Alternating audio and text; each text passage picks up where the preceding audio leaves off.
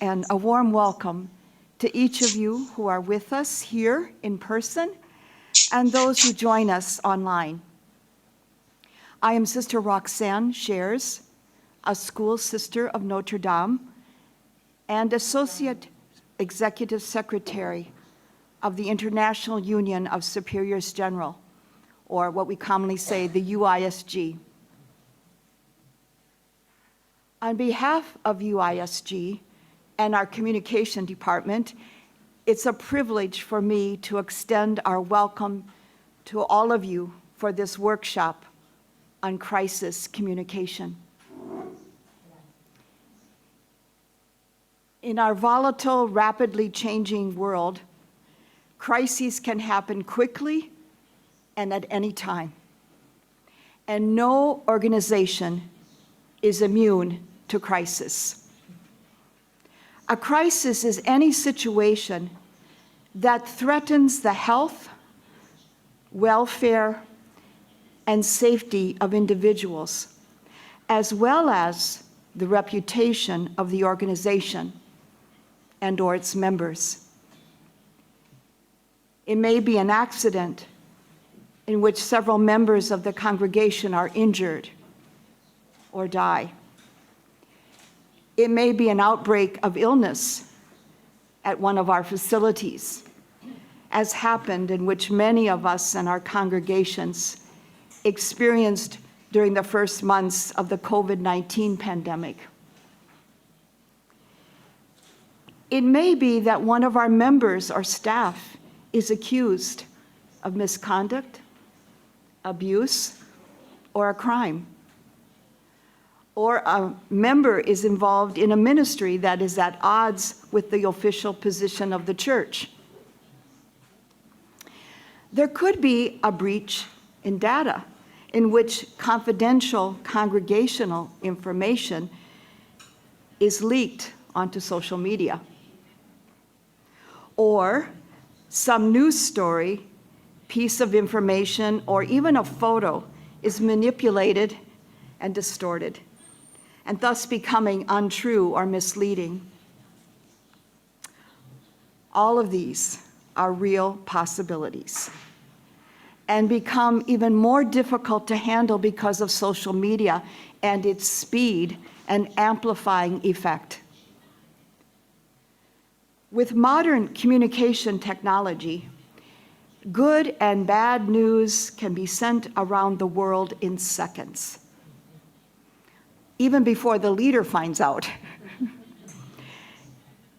It has been said that in most crisis situations, the first 15 minutes are critical to properly handling the situation. So it's vital that we turn to prayer for strength and guidance, and at the same time, be prepared to communicate with our members, the wider public, and media. The heart of what we say and do should reflect our sense and expression of mission. Therefore, it's important for us, especially for leaders of religious congregations at both general and local levels, to understand well what crisis communication is, what processes and skills are needed, and what makes up an effective crisis communication plan and its implementation for an appropriate crisis response.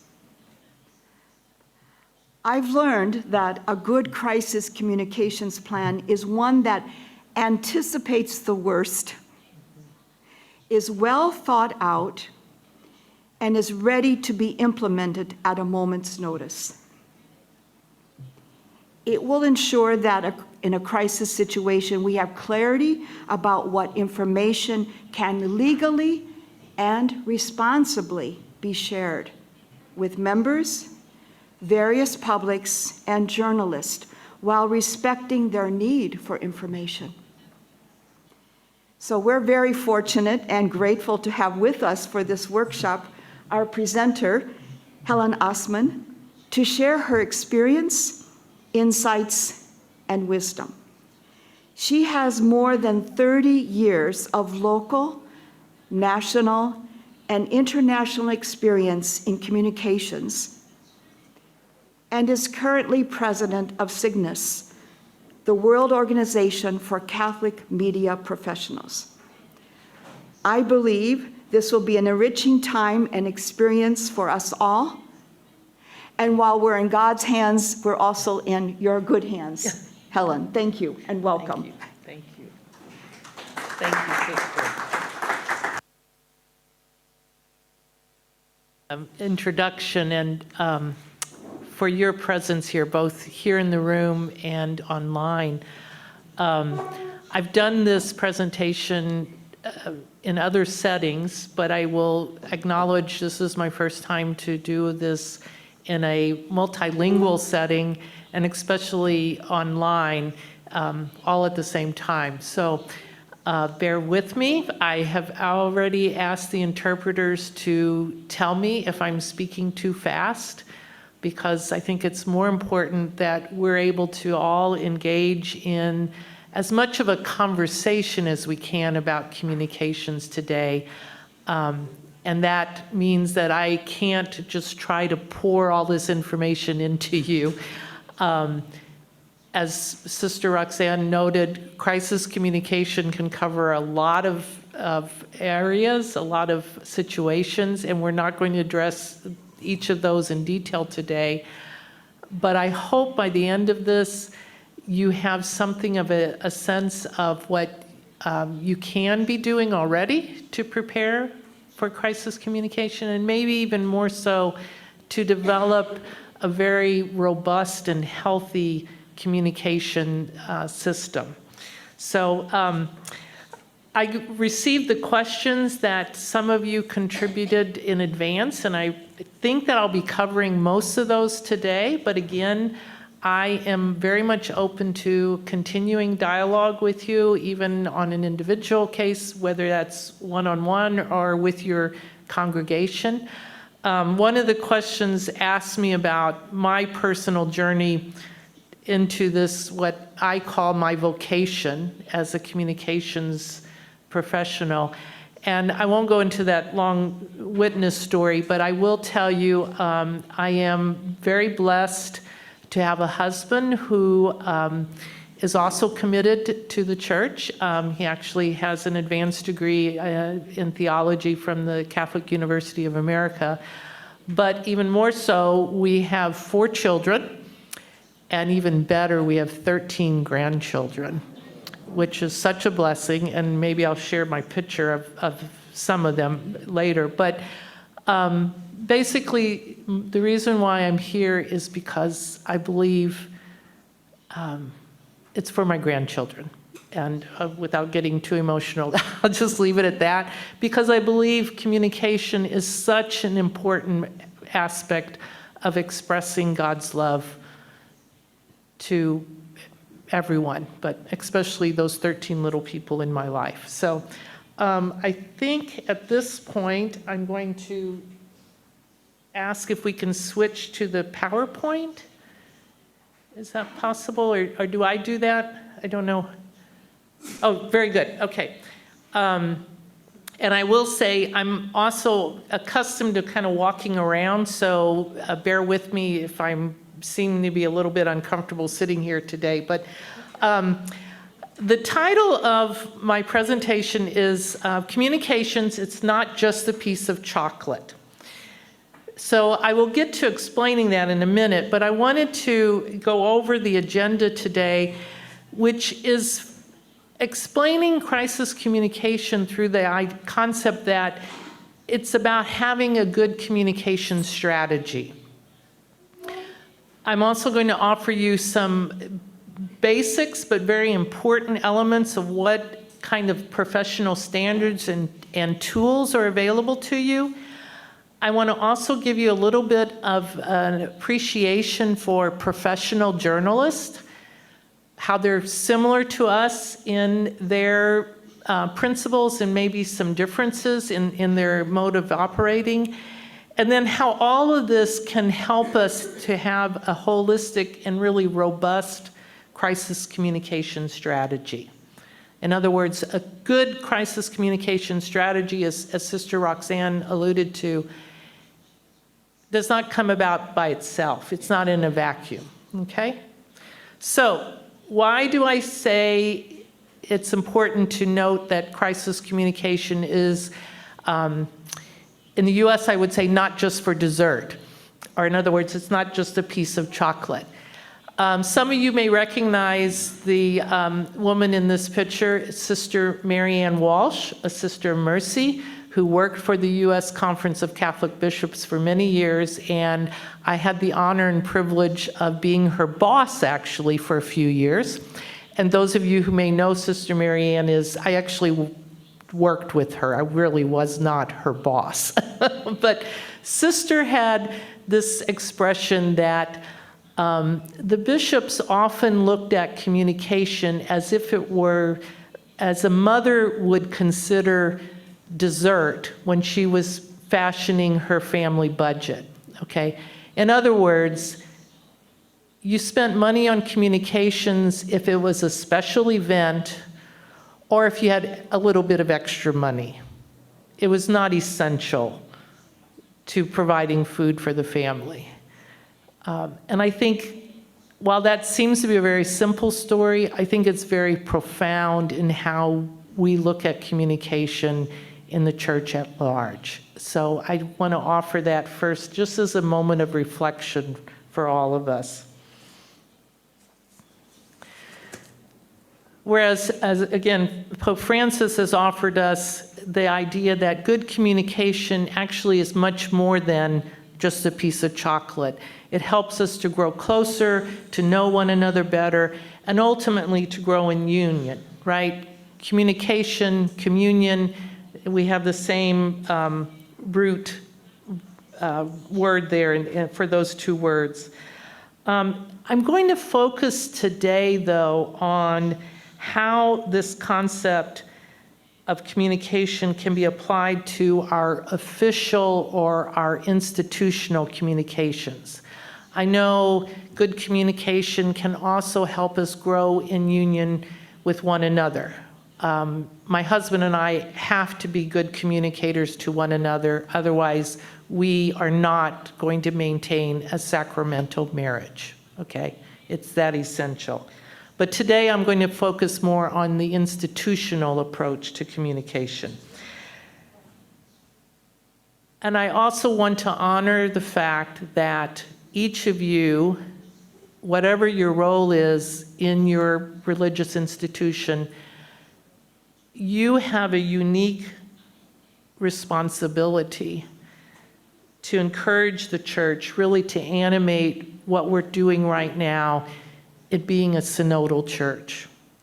Because communication, good communication, will animate our communion, our mission, and our participation, right? Which are the three themes of the synod. That's just concluding, but I have a sneaky suspicion is going to continue after this particular meeting of the synod this week.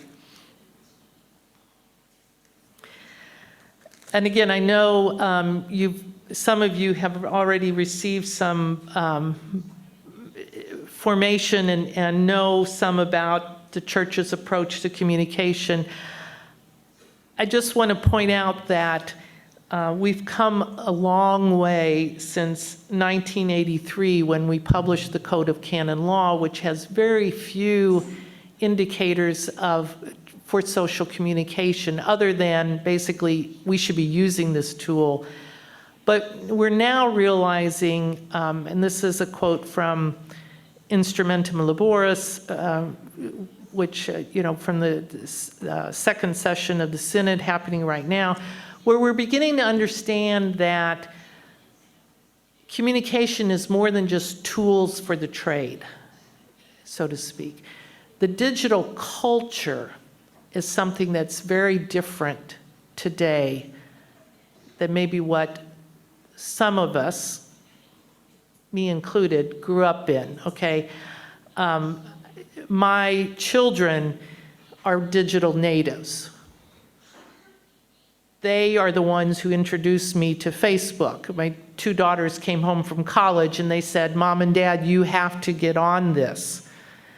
You have to have an account in Facebook." And this was back when it was just beginning. My one daughter was very proud of the fact that her university was one of the first 4 that Zuckerberg, who founded Facebook, was using to beta test this platform. So they introduced us to this digital world, but it is now a world in which all of us, no matter where we live, okay, even if we say we're not on any of the social media platforms, the fact that we define ourselves as Luddites, as not engaged in digital culture, tells us that this is a dominant culture, okay? And we have to be aware of that. And our church is finally starting to understand that. I think it's important, again, for us to realize we are a little late to the game on this, even though it may feel like this just happened yesterday, okay? And because we are a little late to the game on that, we have, I feel, again, a necessary responsibility to push us forward a little bit, because as Scripture tells us, without a vision, the people will perish. And not using modern digital communication causes a crisis in communication in and of itself, okay? Again, I could go into this a lot more, but this is a graph that shows the decline in participation in sacramental life in the United States. So for the past, this is from 1940 to 2010. I don't want to go into great detail on it, but the top line, the green line, indicates the continuing decline of infant baptisms in the United States. Okay, there's not fewer Catholics. There's not fewer people in the United States. So this is even more amplified than these are just raw numbers. And it's really, I just want to offer it as an example because I get a lot of people who say, "Oh, social media is horrible. It's a cesspool. I'm a person of faith. I don't want to be tainted by that." I think the real risk for our institutions and for our church, for our faith, is that we are not engaging in this. And that's being seen as that we are not authentic, because we are not where the people of God are. You know, Pope Francis keeps calling us to go to the periphery, to the edge, right? I want to propose that TikTok is the edge of the world. It is the periphery. Because this is where today's poor in spirit, the brokenhearted, the ignorant, the afflicted, the sick, the hungry, the thirsty people are living, is in this digital culture. And I just want to emphasize, as Catholics,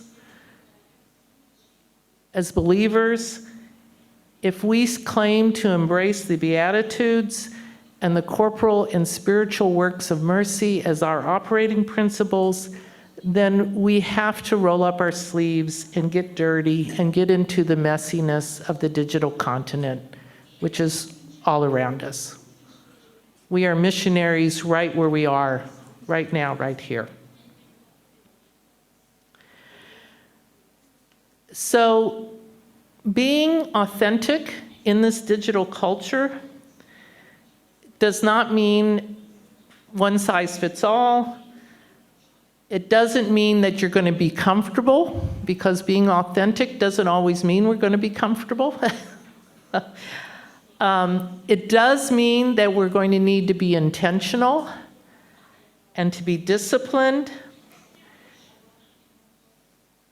and to be practicing again. I love some of the words that Pope Francis keeps repeating to us to be open to encounters and dialogue and conversations, especially with those who, in the US, we have a new category of individuals. They're called the nuns, N-O-N-E-S. In other words, not the religious sisters. We now have as many people in the United States who identify as being not religious as being Catholic.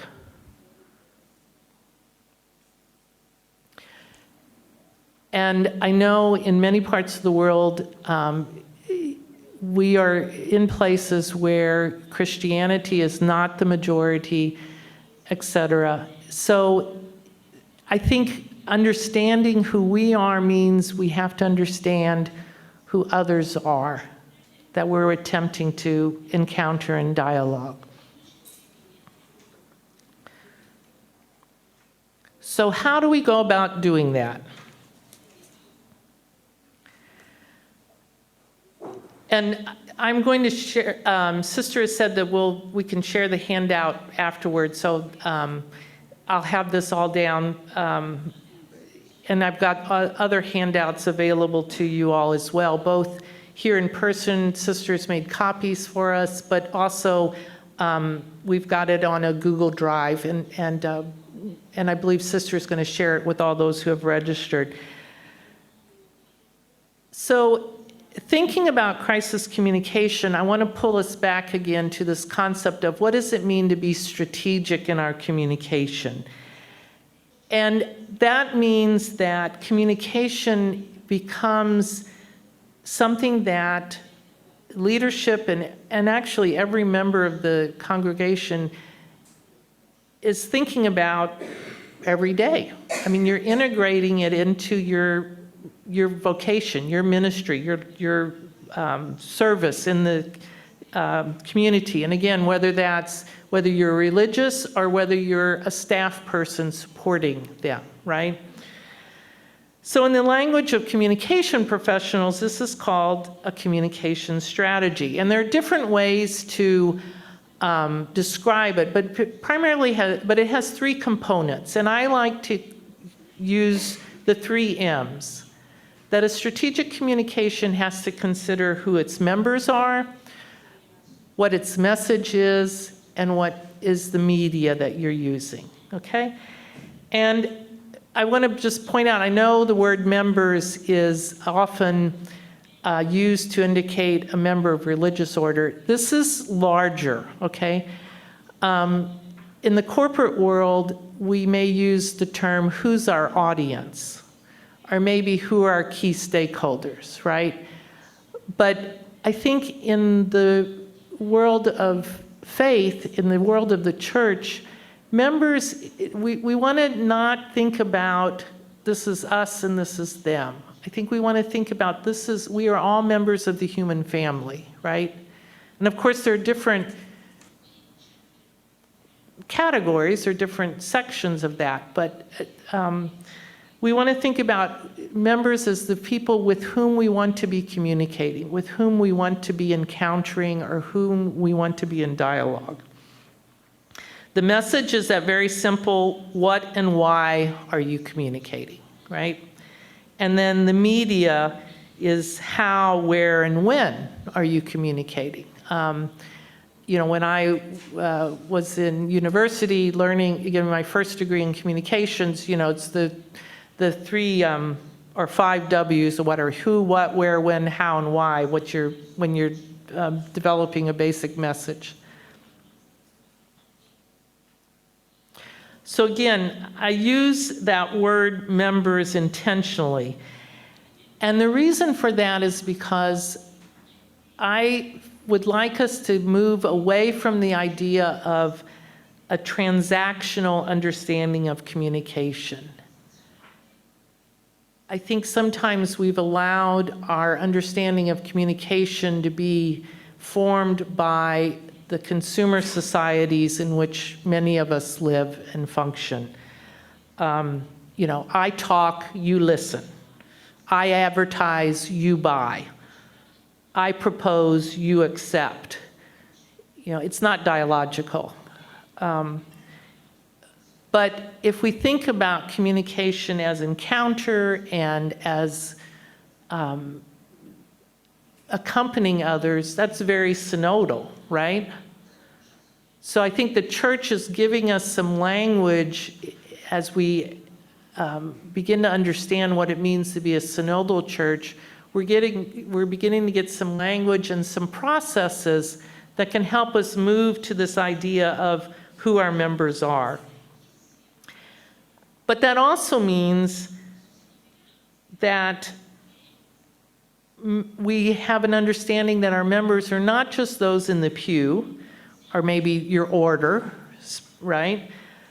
But those, I like to say, outside the threshold, right? Those who never would consider coming inside the church. And then there's a third group that I would call our collaborators. And those are, especially in crisis communication, this is an important group for us to be thinking about. And we'll get into this a little bit more later today, but some of the groups of people who could be collaborators, I'll just run through a quick list here. It could be your employees and their families, wherever you're working. It could be your volunteers. It could be your patrons, your benefactors. It could be the local diocese or Episcopal conference. It could be other religious leaders, again, in a situation where perhaps you are working with non-Christian partners.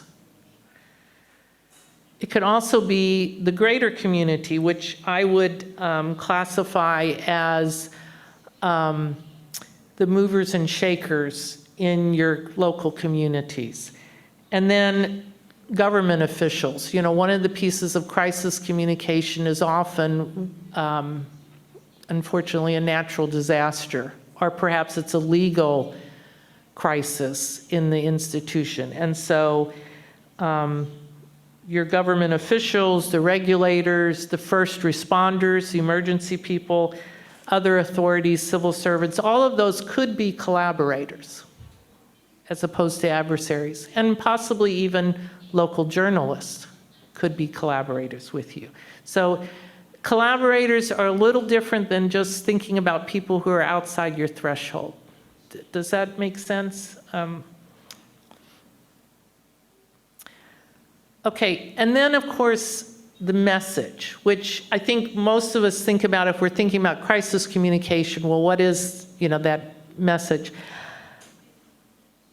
I want to take some time now, and I'll have time for questions later on, but I want to ask if we can maybe turn to others in our group. And I think on Zoom, Sister Teresa, we're going to break them up by languages. Is that? I want to make sure we're good on this. So.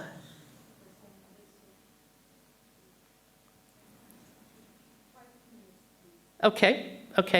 What I'll do is I'll set up the scenario while they're getting that set up. Okay.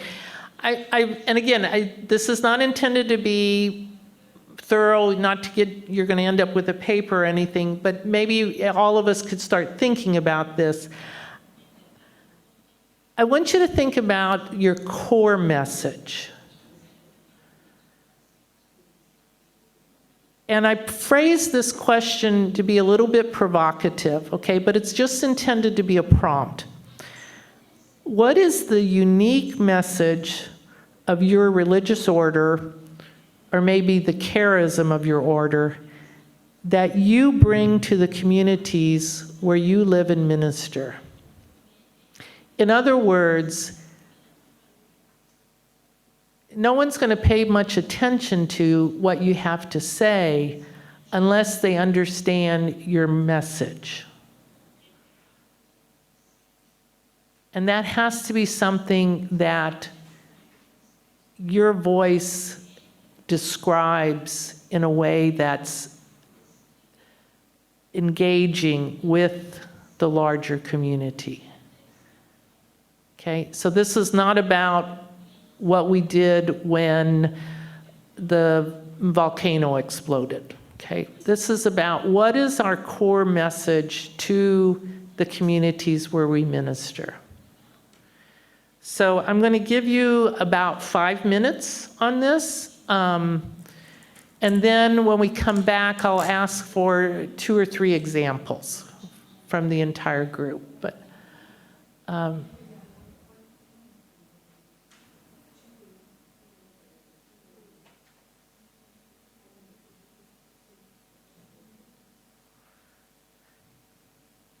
so please, for those in the room, go ahead and have a conversation, and I'll go back and see if we can make this work in the larger group, okay? So 5 minutes, please.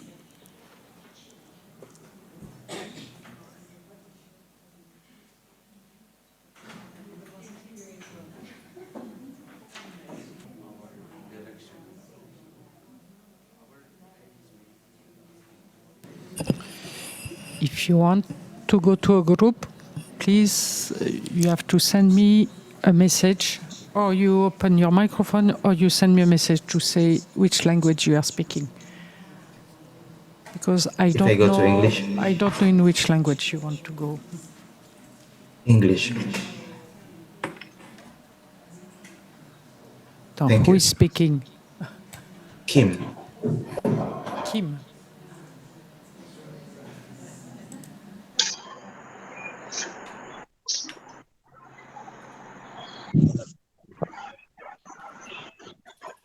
I don't have your name, Kim. What is your name on the... I am sorry. Poor servants of the divine, no, poveri servi della divina provvidenza. Can you repeat, please? Who is speaking?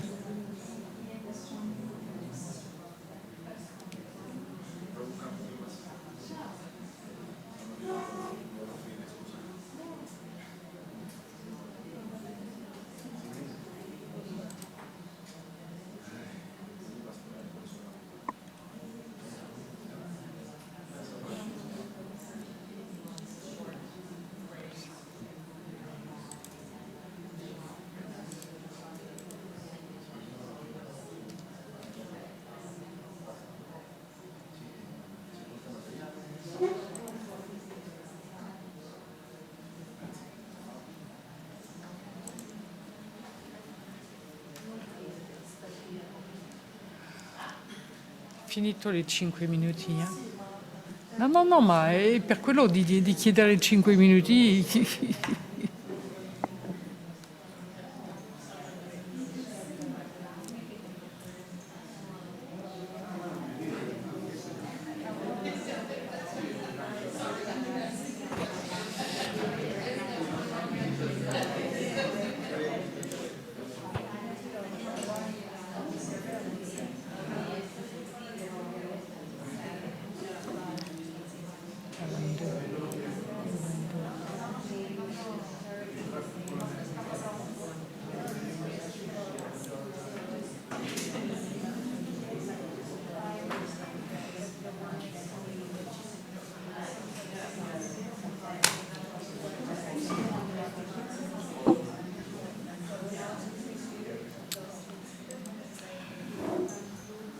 For people who are in the main room, if you want to go to a group, please tell me your language. Pour les personnes qui n'ont pas été envoyées dans un groupe, s'il vous plaît, vous me dites quelle langue. So we will conclude in about a minute, so please wrap up your conversation, and the Zoom meetings, or the Zoom groups will close in about 30 seconds.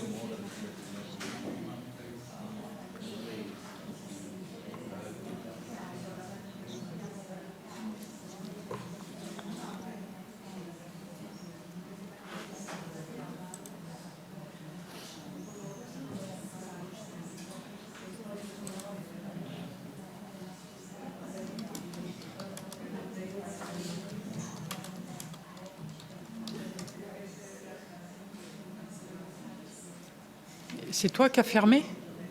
C'est toi qui as fermé le groupe? Ah, bah dis-moi parce que je ne sais pas. Ok.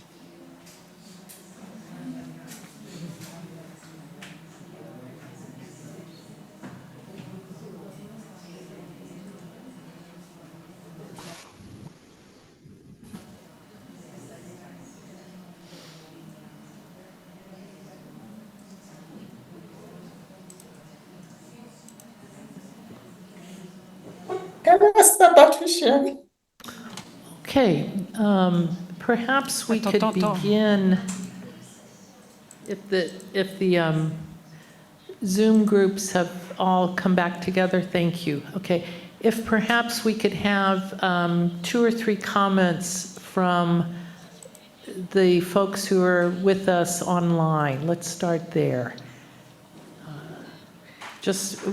And basically what I'd like to hear is what would be the message that you would be wanting to convey? I'm sorry.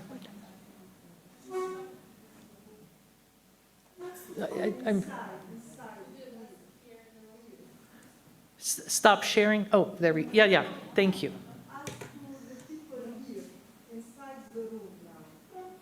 Oh, ask the people inside the room? Okay.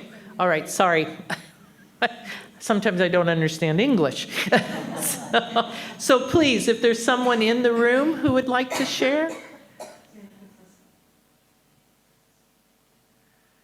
Otherwise, I'm going to do like the nuns did. Thank you, Father. I'm going to call on somebody. So.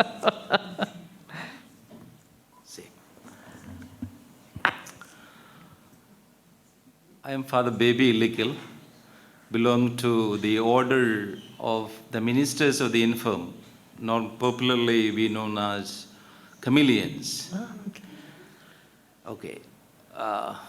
The core message, the unique message that we communicate to the society, to the people around, is always, I would say, through our personal life witnessing to the merciful love of Jesus, by taking care of the sick people in their totality.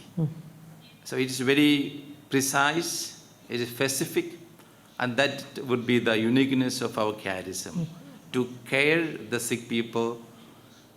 And normally we would say, put your heart in those hands. Yeah. Thank you.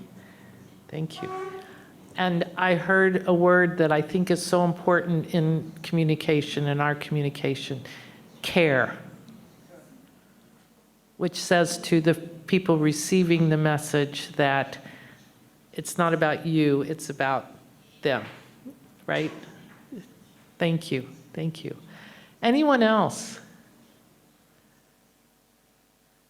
In person. Maybe, I know the majority are online, so are we ready to ask anyone online if you would like to share?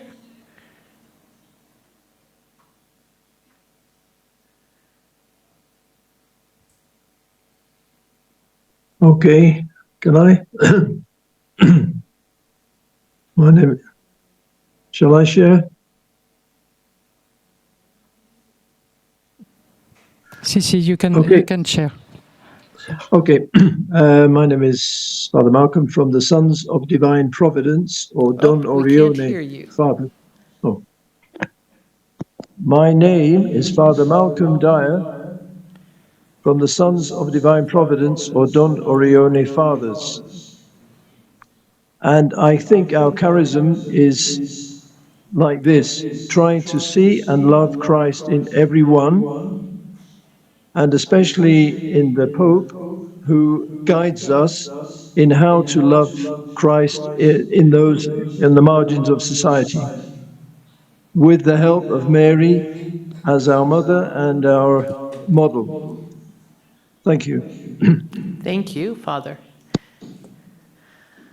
And I'm going to challenge the ladies, please. We've had 2 gentlemen now, which is wonderful. But yes, I have someone in the room here. Let me, yeah. And thank you for identifying yourselves too. I appreciate that. All right, my name is Carolina Dorantes. I'm consecrating Regnum Christi. And I don't want to speak about my message, but about their message, because Thank you. something very interesting that I noticed in myself while I was listening to them, I was getting hidden messages. So they were saying... Say more, please. They were talking about their charism, and as I was listening to them, some attitudes of living the charism, some attitudes of living the gospel were coming to my mind. So I thought that was very beautiful, and then also very dangerous. Because if we don't communicate clearly, then we can communicate the wrong thing. But at least in this moment, it was a beautiful thing. Thank you. It reminds me, and I don't remember if it's in the U.S. Directory for Catechesis or if it's in the Universal Directory for Catechesis, but they talk about the primary medium for catechesis is the human person. You know, and not usually when I hear medium, I think, are we talking about print, television? But so how we communicate as individuals is important, right? Not just what we say, but our attitude, as you said. Thank you. Yeah. Anyone else online? Yes, can I share? Yes. Yes, I'm Sister Stella Watema from Uganda. I'm from Uganda. Yes, it's communicating with the lowly of society. That's what we usually communicate to. So the message is that you are communicating with the lowly. Am I understanding correctly?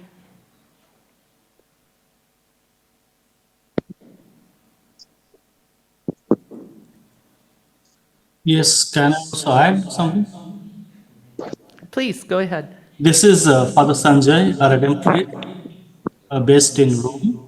And as our motto of the congregation is spreading the plentiful redemption, and that is Jesus himself. And we reach out to the poor and most abandoned in many ways, like social services, preaching the gospel, or uplifting the poor people. Thank you. Thank you. Is there one more? And then we'll move forward. Is that me? Yes, you. I think you're Yes. Wonderful. Liam Quinn, the communications manager for the Good Shepherd Sisters, Our Lady of Charity, the Good Shepherd. So we would primarily work with girls, women and children in empowering lives and restoring dignity.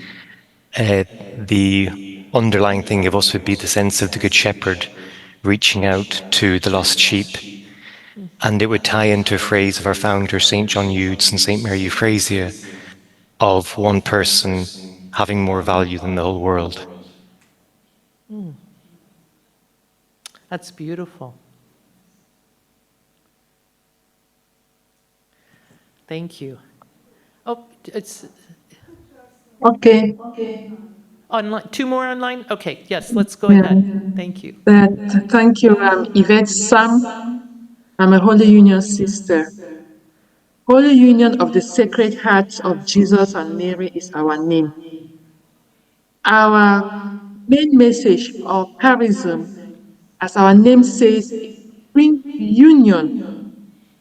We live that union among ourselves, and we try to bring it the people we meet and serve in the society, be it in education, health, pastoral, wherever we find ourselves.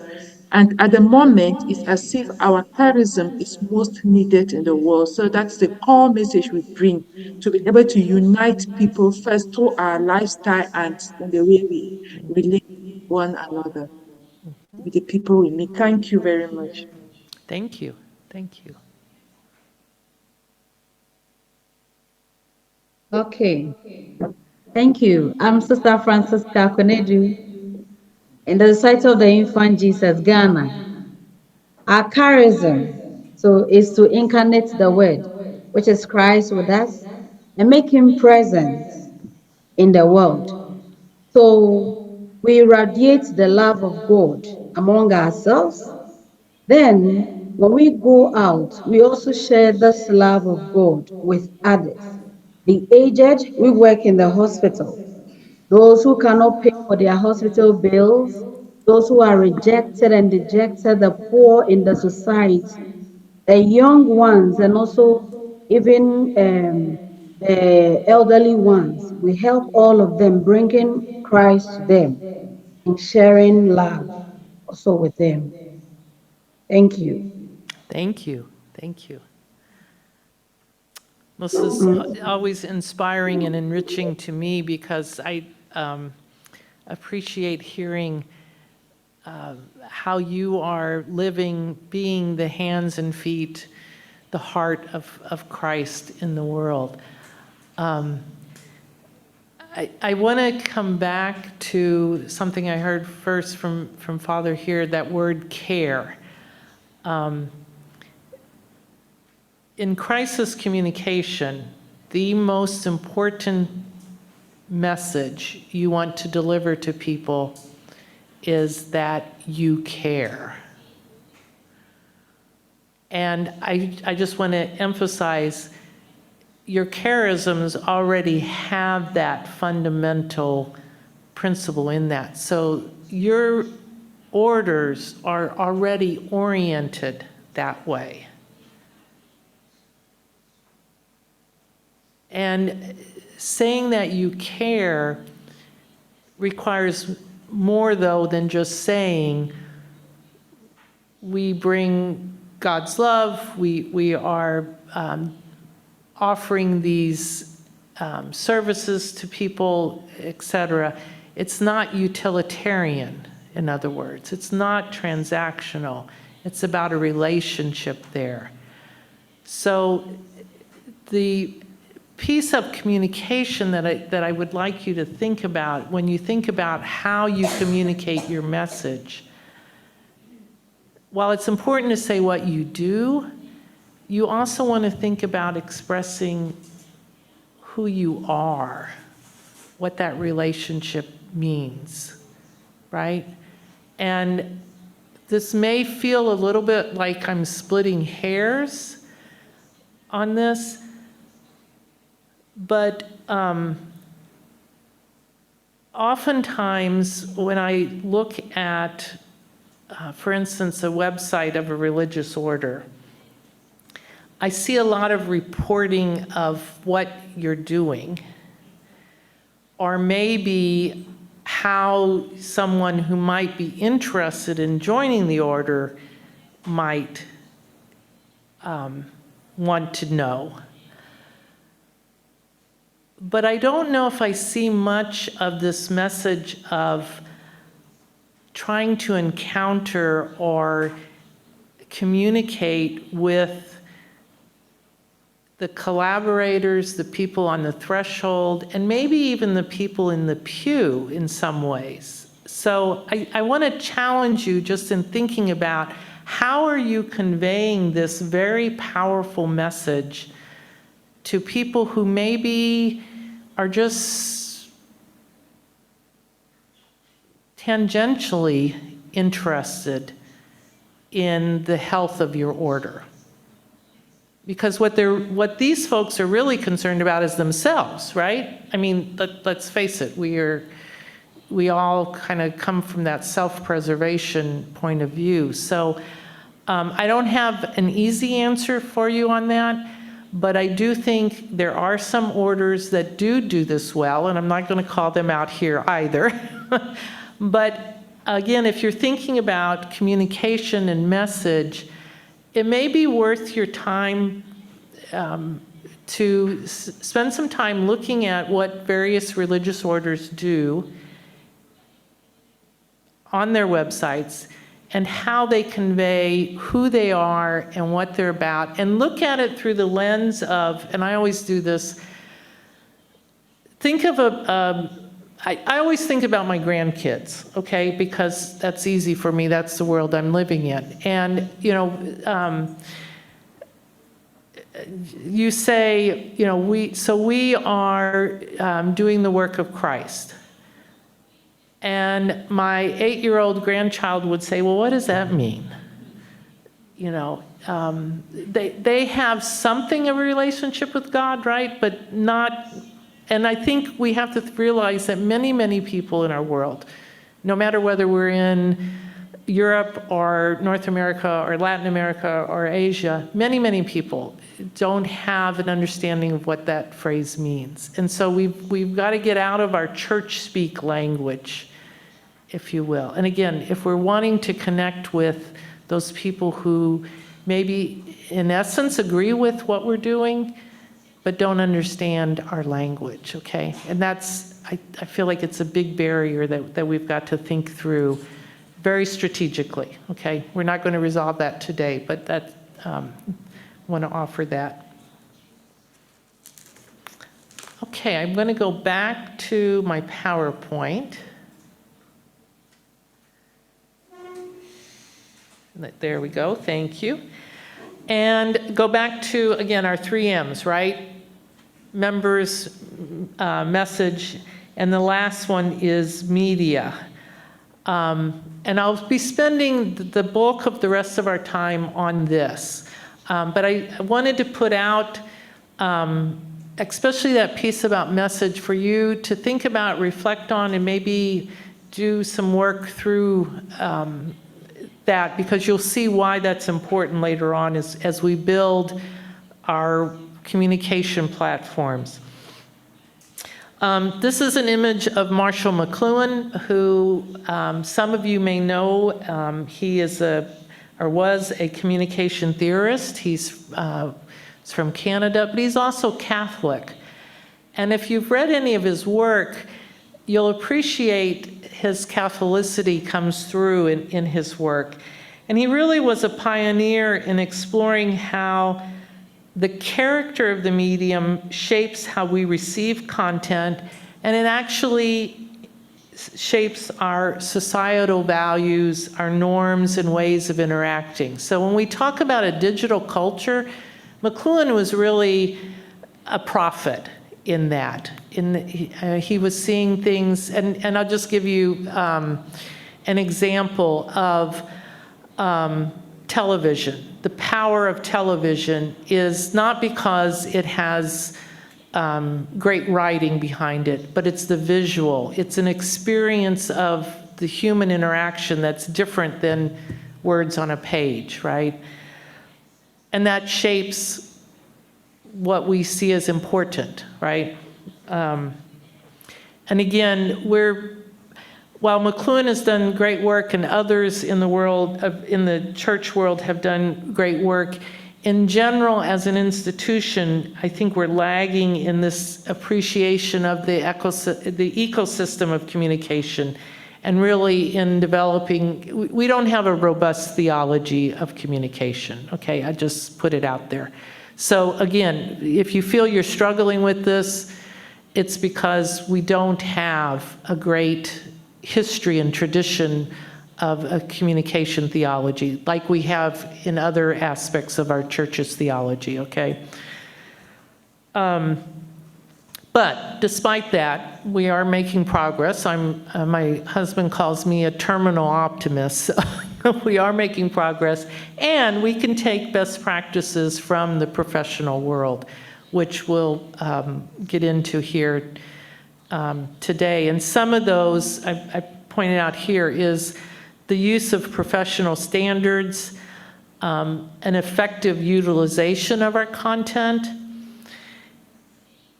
And I'll just give you a quick, brief overview of some software tools and applications we can use today, and something that we don't do often enough, which is evaluation of what works and what doesn't work.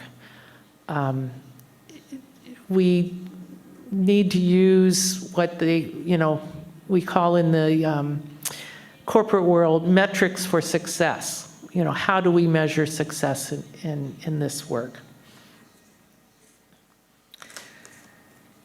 So let me spend some time on this slide. I want to talk about what your communication ecosystem might look like, okay? And I preface this by acknowledging that oftentimes we feel we have to rely on somebody else to help us get our message out.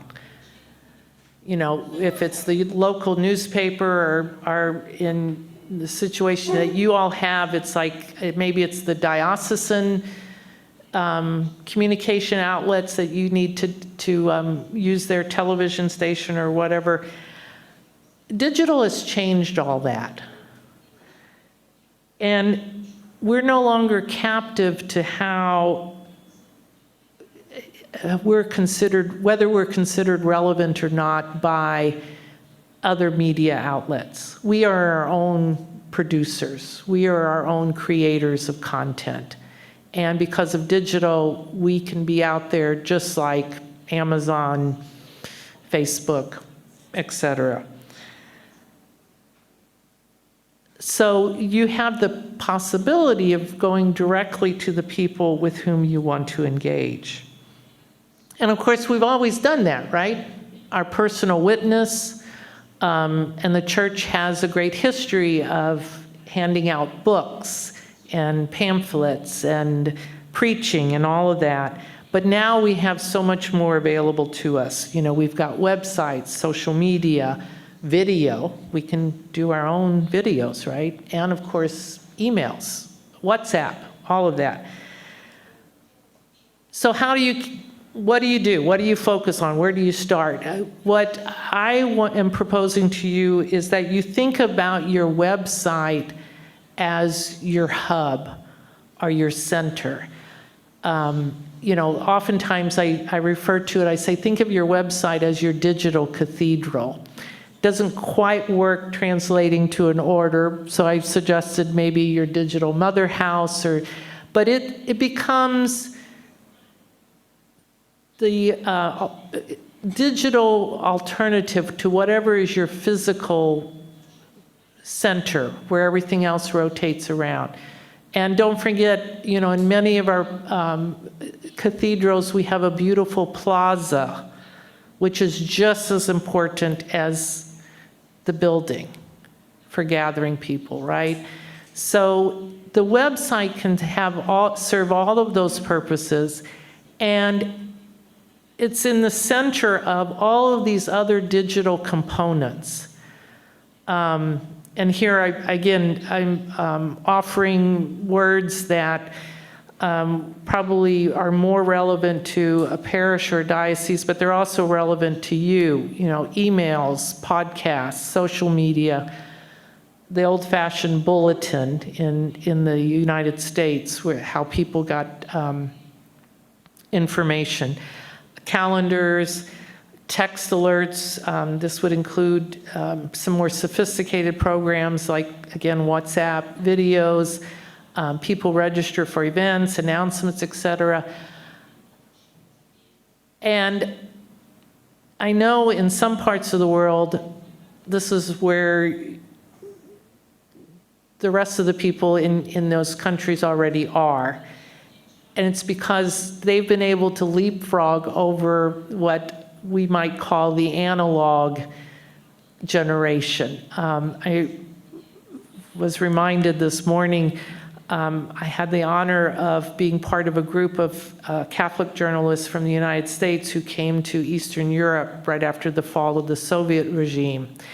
And we were in Prague, and my mind was blown because we were visiting this Catholic communications outlet, and they were literally working in a building that had been used as like a horse stable, basically. It was a barn.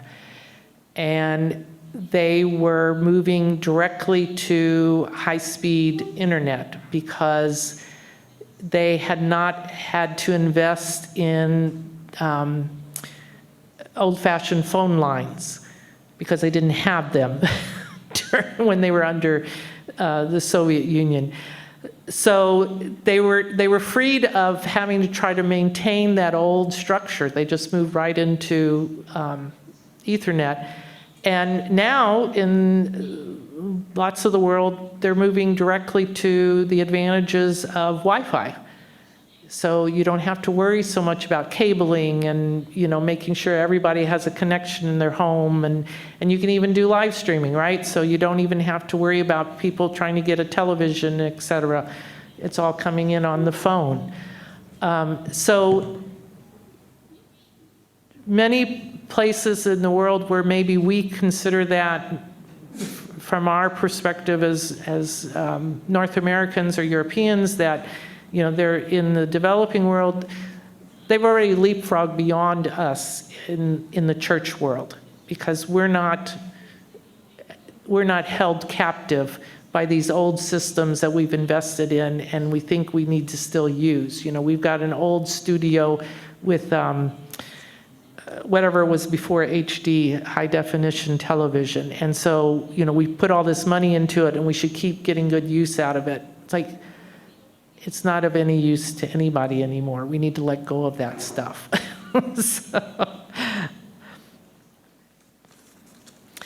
And I have a handout on websites, because, you know, if you don't have a website or if you're not happy with your website, again, think about it like the physical cathedral. It's an investment. You need to think through how it's going to be utilized, who needs to utilize it. You want to use software that will make it accessible to lots of people. In other words, to search engines, also known as artificial intelligence these days. If you think, you know, you're like, I don't understand artificial intelligence, just think of it like it's a glorified search engine, another way to describe that, okay? And then the other piece of it is that it also has to be maintained, just like a physical sense needs to be done. It needs to be upgraded. You don't want broken links. You don't want to use it as a repository, as an archive. It needs to be something dynamic that's, again, relevant to people, because the website is going to be how people interact with your congregation. I mean, yes, the human is primary, but oftentimes this will be the threshold for people who are going to encounter the church and your order. And hopefully I'll give us time for some questions. But we can go into that more. The second principle that I want to offer you is, and again, this sometimes seems very simple and intuitive, but I can tell you, having worked with many church entities, it's not. And the concept is basically, as you create digital assets, create them once and then use them more than once. You don't want to be spending your time rethinking, what is the image that I want to use to promote this message or this program or whatever? How is that going to show up on the website? How is that going to show up on social media? How does it look when I print it out? And not just the image, but the words too, right? So, and if your congregation doesn't already have an account with Canva, you might want to consider that. It's a very easy access, easily accessible program that allows you to create everything from, and the young people in the room are already nodding and knowing this. You can do posters, you can do videos. I mean, it does the gamut. And it's like, you need a social media graphic. It says, okay, do you want it in Facebook or Instagram? Then you create once and you resize it for all of this stuff. And it's free for nonprofits. It's free. All you have to do is provide them with the information that clearly indicates you are not-for-profit. They also provide images. It's a beautiful resource for us in the church to use. And there are other methods. I mean, you can also use other, Adobe has a great suite. It's more technical, which means, of course, you can do a lot more. So if you know it, if you know how to do graphic design, which I do not, okay, let me just say that. But it's a great tool as well. And there are, in some countries, you can get that for a discounted rate. So again, just thinking about, you want to have a process where your communications, the folks who are doing your communications, whether it is your staff or members of your order or somebody on the ground, that they're able to access this and utilize this in a way that is helpful, okay? Also, if you're doing multilingual, that this makes total sense, right? You want to be able to verify that what you're saying across different languages is accurate. What I do with church entities in my day job that funds me getting to do stuff like this, I have several clients, and what we always do is we create one meta example of what we're wanting to use, and we have them approve that, and then we say, we're going to go create this now as a flyer, we're going to put it on social media, it's on the website, but the supervisor, the boss, the superior general doesn't have to look at all of that stuff. They just need to look at your one meta example, and then that gets utilized across the way. Because I know sometimes that bogs us down, right? It's like, oh, wait, we got to think about how does this, what's going to be on the flyer? Oh, and so Father needs to prove that. No, get it done once and then use it across the way. Does that make sense?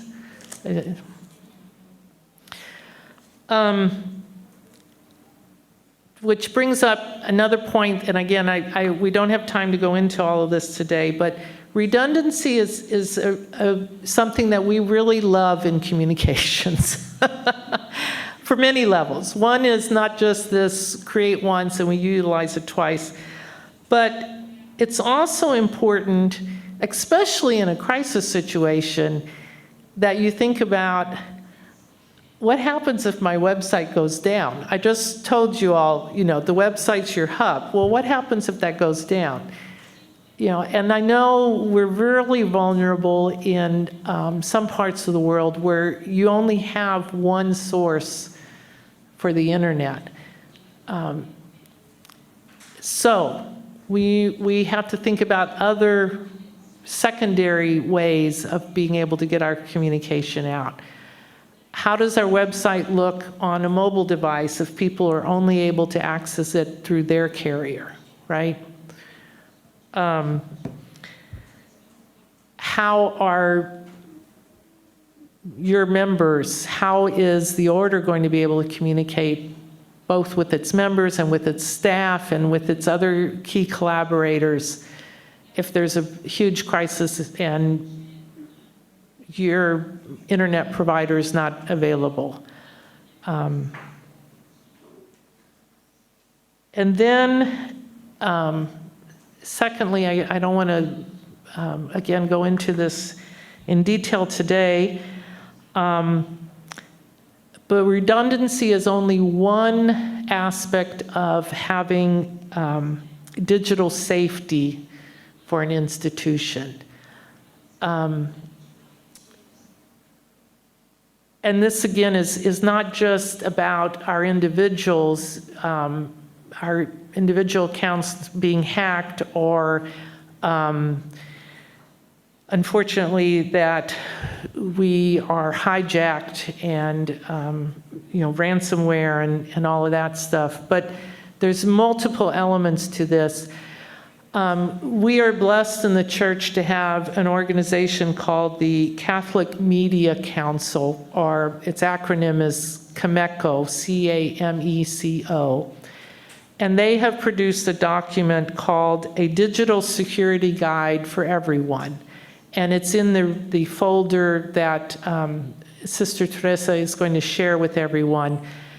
Again, it's very long, it's very detailed. I think they have it in just 2 languages,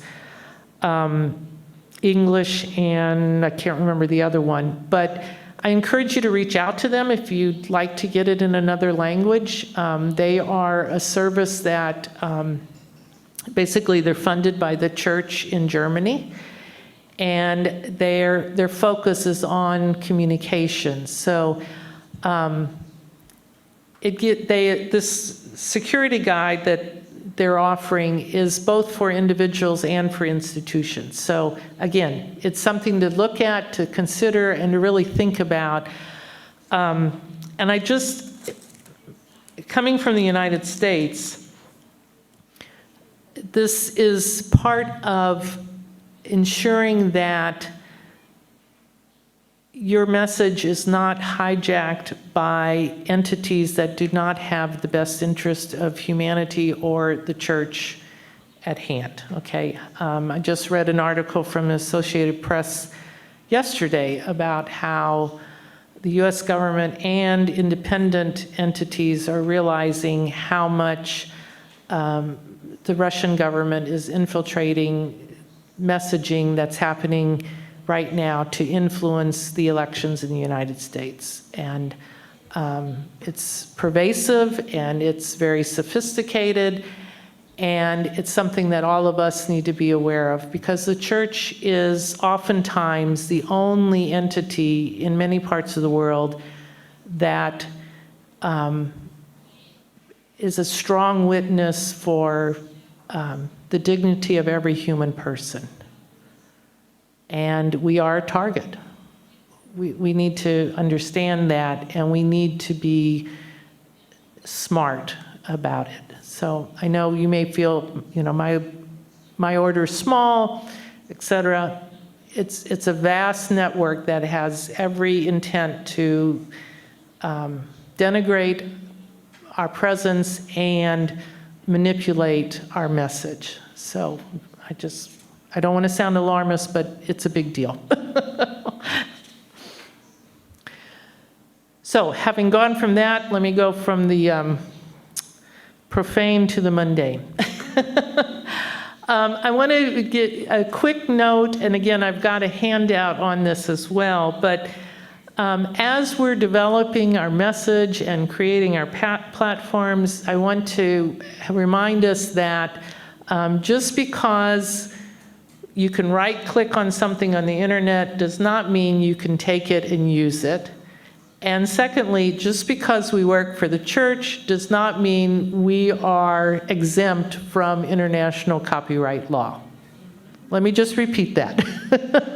Just because you can grab something off the internet does not mean you have the right to use it or share it. And secondly, just because we work for the church does not mean we are exempt from international copyright law. Just in this last month, I've had 3 times where clients of mine have been served with letters from supposed owners of material, and they said, you all are using my material on your website. Now, sometimes these are trolls that are attempting to get money out of these organizations, but sometimes, unfortunately, you find out, oh, whoever put that up, they actually didn't secure rights for it, okay? So again, we're responsible for all of this. There is content that is in the public domain and can be used for teaching purposes or fair use is international copyright law, but you should always assume that the person who owns that material really wants to maintain their rights, okay? Which means you just ask them permission to use it. It takes a little bit of time, but oftentimes it's quite easy to find out who owns it. As I mentioned, software subscriptions such as Canva, which remind you is free, and Adobe also, they offer images, and they already have copyrights for that. So the other piece is that what I have found is if it's another church organization or someone who appreciates the church, they'll allow you to use it for free. And in fact, all they ask is that you just acknowledge that who the artist is or who the originator is of the content. So they appreciate, in fact, the fact that the church wants to use their content. So don't feel like you have to pay for it if you reach out to them, but do ask them for permission. And again, if you are creating content and you would like it to be shared, consider getting a Creative Commons, be part of that. Creative Commons is an international entity which organizes content that is licensed and that can be used by others. So it's a way for you to contribute to the community.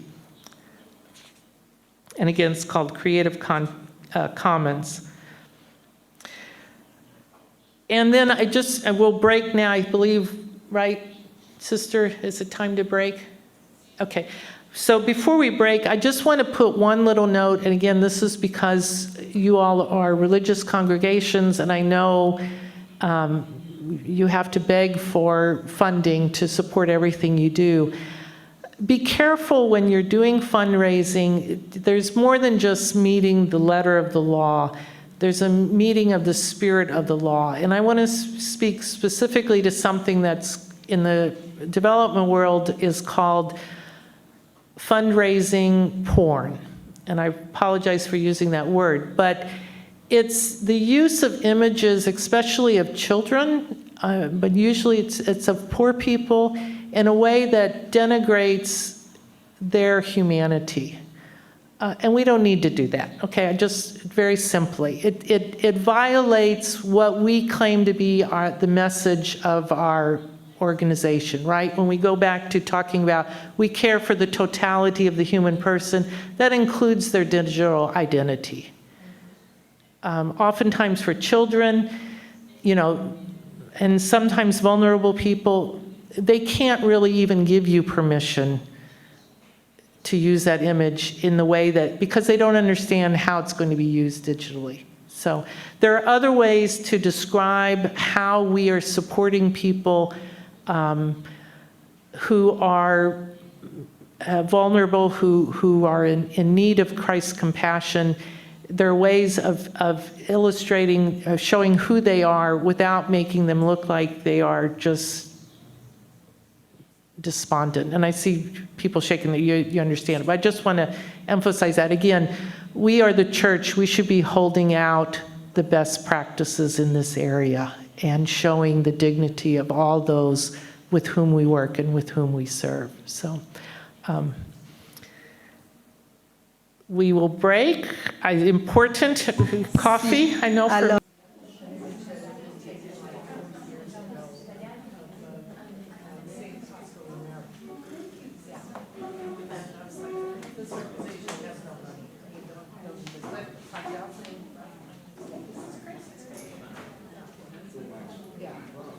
Thank you, yeah.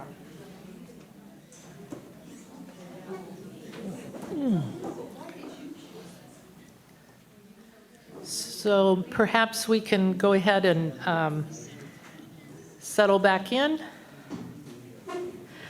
I did want to thank you, sisters who engaged me in conversation over the break. I realized from that conversation that there was one point about copyright and ownership of our digital assets that I did not include, and that it's really important for our religious orders. let me just state what would be ideal, and I know most of us are not there, but let me state what would be ideal, and then I can explain why. I know that most orders have a website for their international presence, right? The general congregational leadership or whatever you call it. And then oftentimes you'll have a website for each presence, whether in a country or part of a region or province or whatever. And then maybe even within that, you may have individuals who have their own website or centers, apostolates of the order that have their own website. I would recommend that all of those websites be owned and administered by the general congregation. And this is why. 2 reasons. I know, this is an ideal, okay? And we'll never get there, but here's why. 2 reasons. One is from a strategic perspective of trying to reach people outside of the order.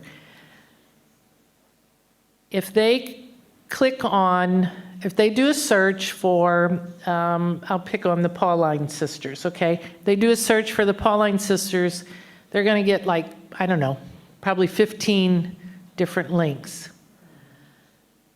If those websites are not consistent in how they look and operate, it sends 2 messages. One, that you're not a professional organization. And number 2, that it's very difficult for someone to find information. And I'll give you an example. I have a client, a diocese, and they are doing this. The diocese has a website, and then they have, it's called the parent site, and then they have child sites. Each parish has a child site. The shrines in that diocese has a child site. Some of the other organizations that are under the diocese have a child site. That means all of those parishes, if I'm looking for a parish in that diocese, I know where to go on each of those websites to find out where their calendar is, how to sign up for an event, etc. I know that's a small thing, but for people who are clicking quickly through stuff, if they can't find something in the first 5 seconds, off they go, right? The second piece of that is in a crisis situation, and it could be that, God forbid, but the leadership of one of your apostolates in a certain area is going rogue. I know that never happens in the church, okay? But every once in a while, right? We're among friends. We could laugh about this. It would be very, very helpful for the congregational leadership to either take over that site, shut it down, put up different information, etc. And oftentimes that's in a crisis situation. What can also happen if you're willing to invest in that kind of system that I'm suggesting, a parent and child site, is you can actually create content on the congregation, on the upper level, and then it's automatically populated in all of your sites around the world. Again, this is a perfect world. I know we have a long way to go, but there are really good reasons to be thinking about this. And legally, canonically, those assets, that digital property, belongs to the order, I do believe, which carries both responsibility and opportunity, okay? So think of those digital assets just like you do your physical assets of the order. And if you're allowing individuals to use those who do not steward them well, you are not serving your congregation appropriately. That's the mama bear in Oma just spoke, okay? But so just some things to think about. Again, those are your digital assets. They're just as precious as your physical assets as an order. So I'd like to present for about 45 more minutes, and then I'd like to really open it up for conversation and dialogue. So again, if you've got questions or observations, feel free to write those down, and we'll have some time here at the end for that. Okay, I'm going to go back to my script. Again, I have a handout on this. I'm not going to spend a whole lot of time on it, but there are standards and best practices in the world of communication that you can use as your order. Again, to go back to this idea of creating a presence that people appreciate as being authentic, okay? Authentic as in being an institutional. You have identity standards, and this is really dictated by the standards of digital these days, that your logo has what is called a 1-to-1 ratio. In other words, you have a logo that is square, okay? That plays very nicely on all the social media platforms, on your profiles, etc. You have a color palette that people know about. There are universal standards, hex, CMYK, etc. And you can be very disciplined on this as your order, you know. If universities in the United States could be disciplined about this so that everybody who wears the same gear walk into a football stadium all looking the same color, we can do that. We're not asking people too much here, okay? Likewise with fonts, and I won't get started on that because to me fonts are a nightmare. Pick 2 or 3 and stick to them. Be disciplined. A style guide is a little bit more extensive. Think of it as, well, the Associated Press puts out a style guide. It's about this thick in English. And it really, I refer to it as like the Bible of journalists. It tells you how you use things like honorific titles, how you use ecclesiastical titles. You know, I know some congregations prefer to call their members by their first name, others by their last name. I can tell you any professional journalist wants to use your last name because that's in the AP style book. Punctuation, how you use numerals, abbreviations, etc. I know that this varies from country to country, but it's helpful to have something that you as a congregation take as your style. Again, it helps people understand when you're writing that there's clarity here. And as maybe our grammar school nuns taught us, neatness matters. It tells people that you take this as something that's important, how you're communicating with people. And it builds trust, okay? When a crisis happens, they have to know that you've been consistent, that you go about this business of communication as a professional, and therefore, when a crisis happens, they can trust you. And again, if I'm happy to share with you some standards that we use here that I use in the United States with some of my clients. My email's available at the end of this presentation. Likewise, just again, lots more on social media. This is an example of a decision tree that we created for the U.S. Conference of Catholic Bishops when we first got into social media. I have to tell you a funny story. I'd been advocating for that the USCCB should be on Facebook As I mentioned, my daughters got me on it when it was just early on, and so I was trying to get the USCCB to do this, and they kept saying, no, that's nasty stuff, we don't need. So then the Vatican gets on, not Facebook, but Twitter. And so I literally went running down the hall to my Secretary General. I said, please, if the Vatican's there, we have to be there. This is the United States. I had the hubris of saying that. But so as you approach social media, though, as an institution, it needs to be consistent with your vision and message. This is different than your personal social media presence, okay? I post all sorts of things on my personal account. It's not that I'm ashamed of any of it, but it would not be appropriate for any of the clients I'm working for, okay? So it's the official account.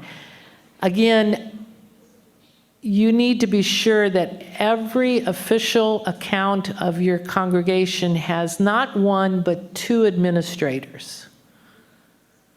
If something happens to one of those people, you need to have somebody else available to take down comments, to post things, God forbid, close the site, etc. So at least 2. And again, in an ideal world, all of that access should be given to the congregational leadership in some way. And then you need to create protocols on who do you follow? Who do you not follow? Who do you ban? How do you ban? Do you respond to every comment or not? And it all needs to go back, and I'm sorry that the font's so small here, but it all needs to go back to that protocol needs to focus on what supports your message. So while there may be conversations that come up on your social media platforms that are legitimate unto themselves, but do they support your message? Okay? For instance, there may be a conversation about leadership in the church in your particular region, and somebody posts something on your social media site. That's not the place to have that conversation, okay? And you need to have protocols to say, while we understand you have a concern, if it's something regarding criminal activity, this is what we need to do. If it's something pastoral, here's a recommendation to take it offline. But you have to have protocols on that because, again, leadership is not going to be available every time one of those comments come up, I can tell you. It'll happen when your bishop has left the country or your local superior has left the country, doesn't have internet access, and this thing is blowing up on you. So you need protocols in place, okay? And then, of course, you have to follow common etiquette, copyright. I do not appreciate using slang or, shortening words, et cetera. I know that X now, you have to do that sometimes, but consider using links to go back to your website, right? We express sorrow over the deaths that happen because of da-da-da, full statement, and then you use a little bit.ly link and you click it back to your website, okay? You don't have to put it all on that platform. But use professional language, use real words, please.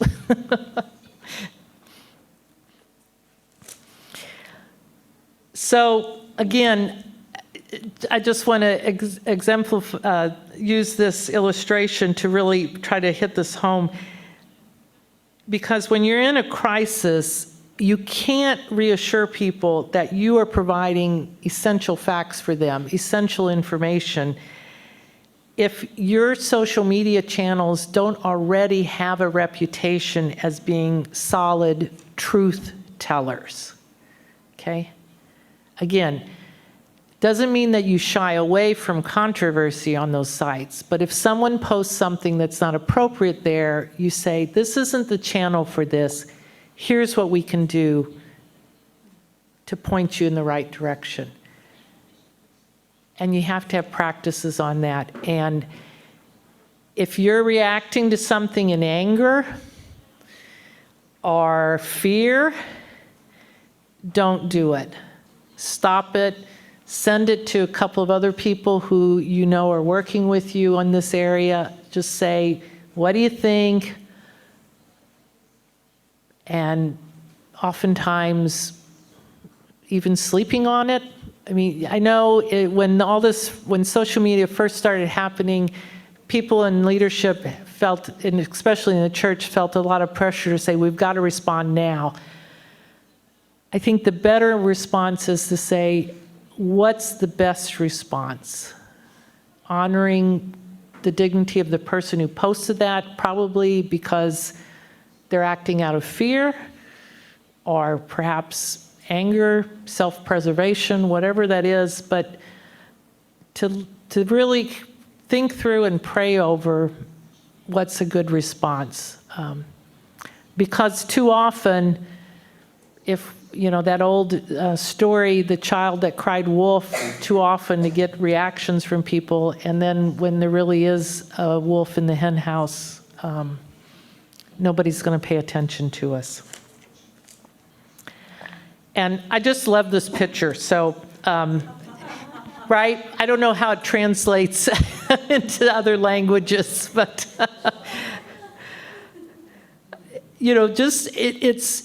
it's always helpful to have a second and third opinion on something before you go out.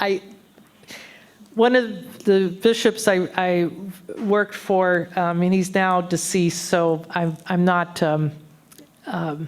using his name in vain, but this was before digital. He would come into my office after I had published something which I had not shown him, so big faux pas on my part.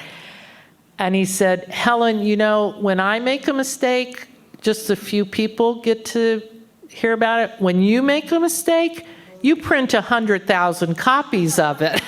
So if it's out there, it's very, very hard to retract. So, and again, this is about our faith. This is about our institutions. This is about the integrity of the church. So, okay. I also wanted to. I have to do a little shout out now. As Sister Roxanne mentioned, I'm president of SIGNIS, which is an acronym for our official legal title, which is the World Association of Catholic Communicators. We are the only association of communication professionals which has a canonical status in the church. So our statutes are under the dicastery for the laity. So we are communication professionals who work in and for the church. Some of us are in secular media. Some of us are in church communication. We have almost 100 members. We are an association of associations around the world. And we're in all facets of communication, from artists to television to print and, increasingly in digital. We have a website, and we're not perfect. We're working on improving it. But I wanted to offer this to say, we have a network out there that is often in the same places where you are. And if your association is not, if your congregation is not already a member of SIGNIS, you may want to consider that. And if not, even consider connecting with your local SIGNIS members. They can be great allies for you. And I'll go into more on that later on. Because now I'm going to get into the world of media relations, which I know is often a point of contention for us in the church. And I want to emphasize that it's called relations for a reason.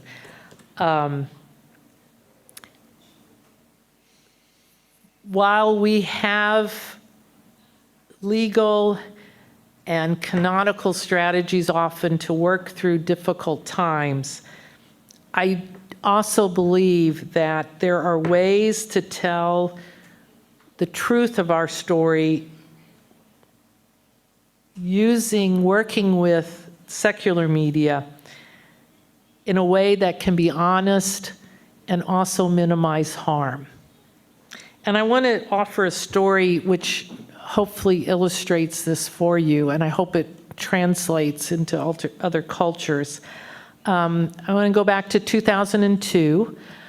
At that time, I was working for a diocese in the United States in Texas, Austin, Texas, and my bishop was Gregory Amen. I was his communication director. And we were preparing for a big meeting of the U.S. bishops in Dallas. This was at the time of a crisis in the U.S. church, which seems to have basically exploded elsewhere, around abuse of children by clergy, members of the clergy. And the bishops were getting ready to discuss their charter for the the charter for the protection of children and young people. It was a very intense period in the life of the church in the United States, to put it briefly. But I was blessed because Bishop Amen understood the value of communication. And this was a very important issue for him as a bishop, his understanding of what it meant to be a shepherd. So we spent quite a bit of time talking about a communication strategy before we went to Dallas. I called together, we had 5 media outlets that serviced the diocese basically. And they were all planning to be in Dallas for the bishops' meeting, which, by the way, at that point, the U.S. bishops had declared there would be no media allowed in the meetings and there would be no press conferences afterward, which Bishop Amen thought was terrible. And I said, amen, and what are we going to do about this? So we brought together those 5 media outlets in Austin before we went to Dallas, and we had basically a pre-meeting with them. We talked with them about the research that we had utilized to develop the standards for our diocese, our own policies to prevent abuse, why we were emphasizing education in understanding what grooming behavior looked like, what to do about it when you saw it, etc.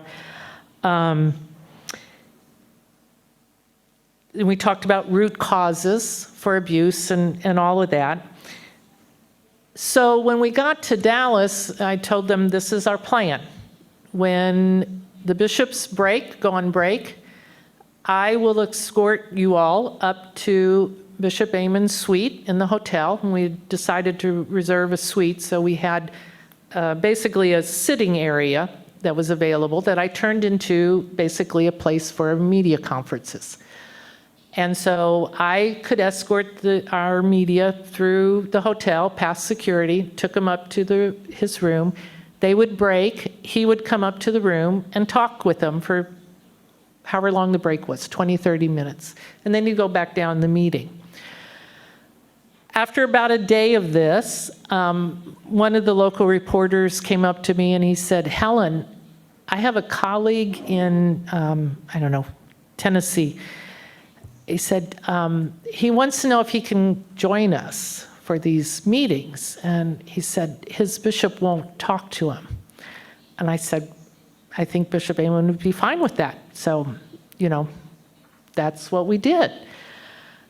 But I felt the ultimate compliment on this strategy after we came back to Austin, after it was all over, one of the reporters said to me, you know, that story needs to be told to other entities here in the city.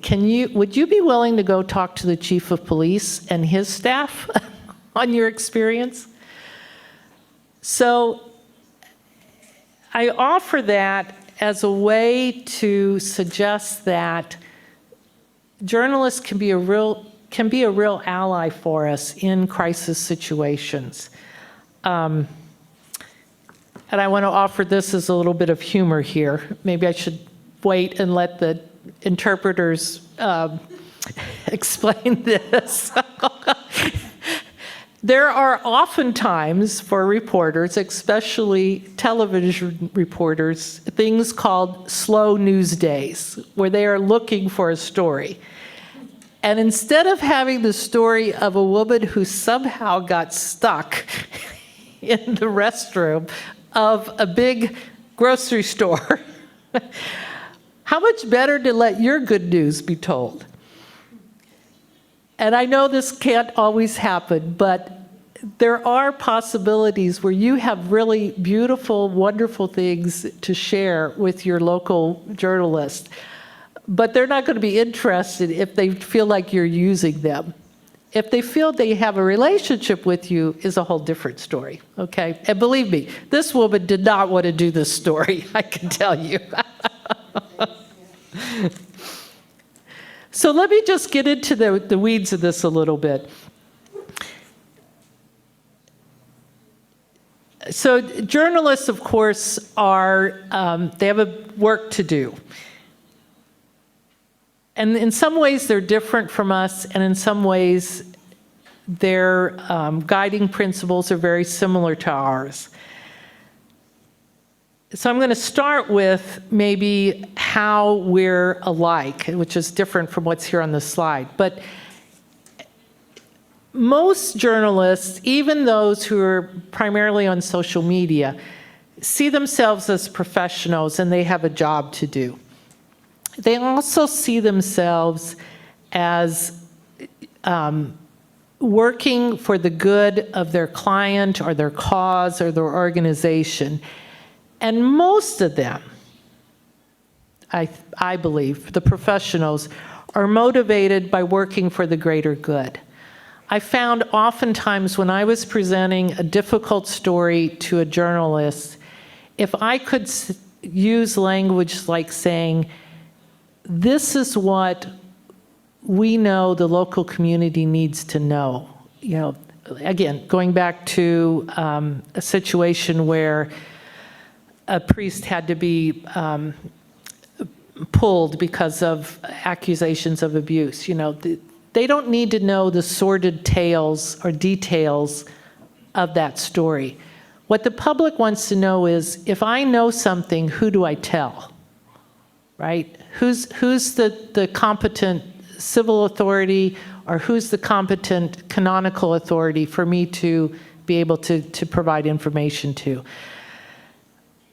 And then we also have to recognize all of us have a boss we have to answer to, whether we want to say it's God, or it's the superior, or in their case, it's an editor or producer.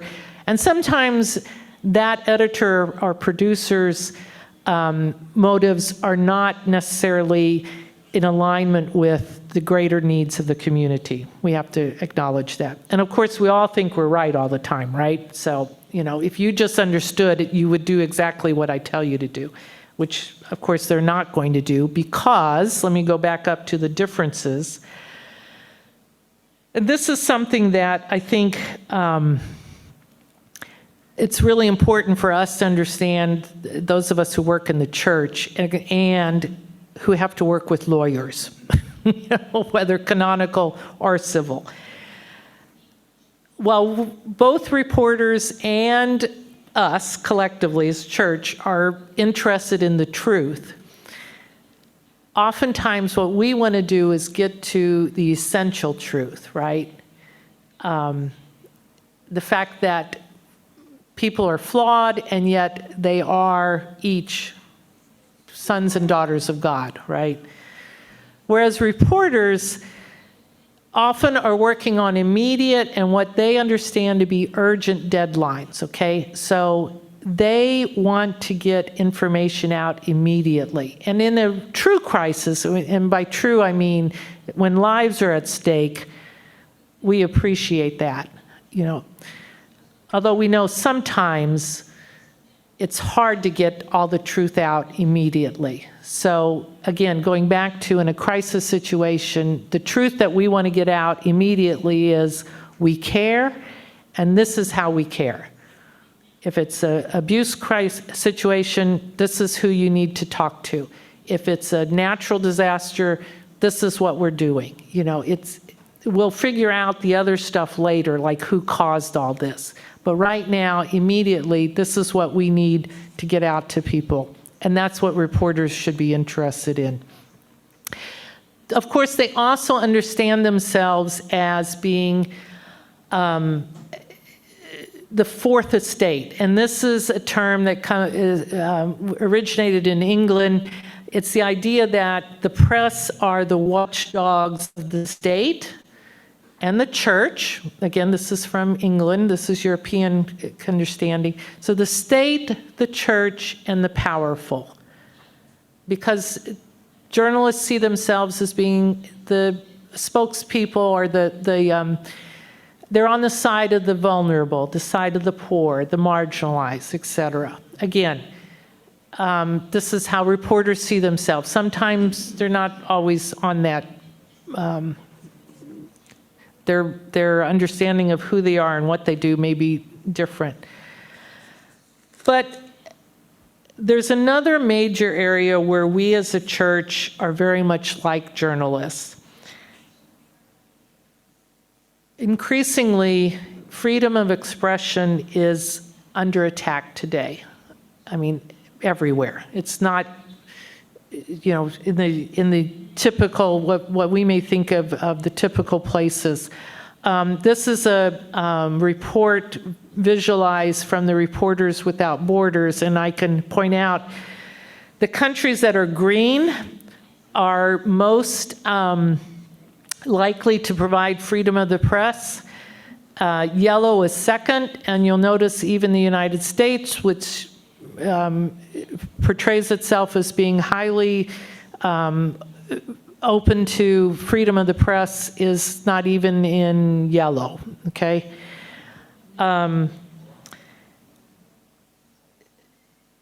So some of this, I heard somebody say the wow or the why. Freedom of expression is oftentimes also aligned with freedom of religion, right? So that's one of the reasons why in some parts of the world, which is becoming more secular, freedom of expression for your faith is sometimes in jeopardy. So I want to offer a resource for you. Again, I have a handout on this. There is an association called the International Federation of Journalists, and they have a global charter for ethics for journalists. It's one page. It would do you well to spend some time reading it. It's based on major texts of international law, you know, in particular the Universal Declaration of Human Rights. Again, 16 articles and a preamble, which I include here, which I'll read slowly, so hopefully the interpreters can keep up with me. But this is the preamble of the Global Charter of Ethics for Journalists. They hold that the right of everyone to have access to information and ideas, reiterated in Article 19 of the Universal Declaration of Human Rights, underpins the journalist's mission. The journalist's responsibility toward the public takes precedence over any other responsibility, in particular toward their employers and the public authorities. Journalism is a profession which requires time, resources, and the means to practice, all of which are essential to its independence. So I think if you read that, this can be a really helpful tool for you to think about how you approach media, no matter where you are in the world. You know, if there's a journalist that you want to consider building a relationship with, or a media outlet that you want to consider building a relationship with, you may want to start with, you know, are you members of the International Federation? And if not, would you be interested in looking at their Charter for Ethics with us? And this aligns with our understanding of what it means to have the church present here in this area. And we'd like to work with you. How can we work with you, right? This doesn't mean they're in your pocket, or in other words, that you own them or that they own you. This would be a conversation to have. It goes back to, again, my first point on talking about crisis communication or communication strategy. Journalists who abide by this global charter of ethics can be very powerful collaborators for us in our effort to be good communicators, to get out the message of our church, of our congregation, and also, of course, in a crisis situation. And again, I can assure you that SIGNIS members that you will find in your local areas understand these ethics as well. And they can help you they can walk with you, accompany you on this.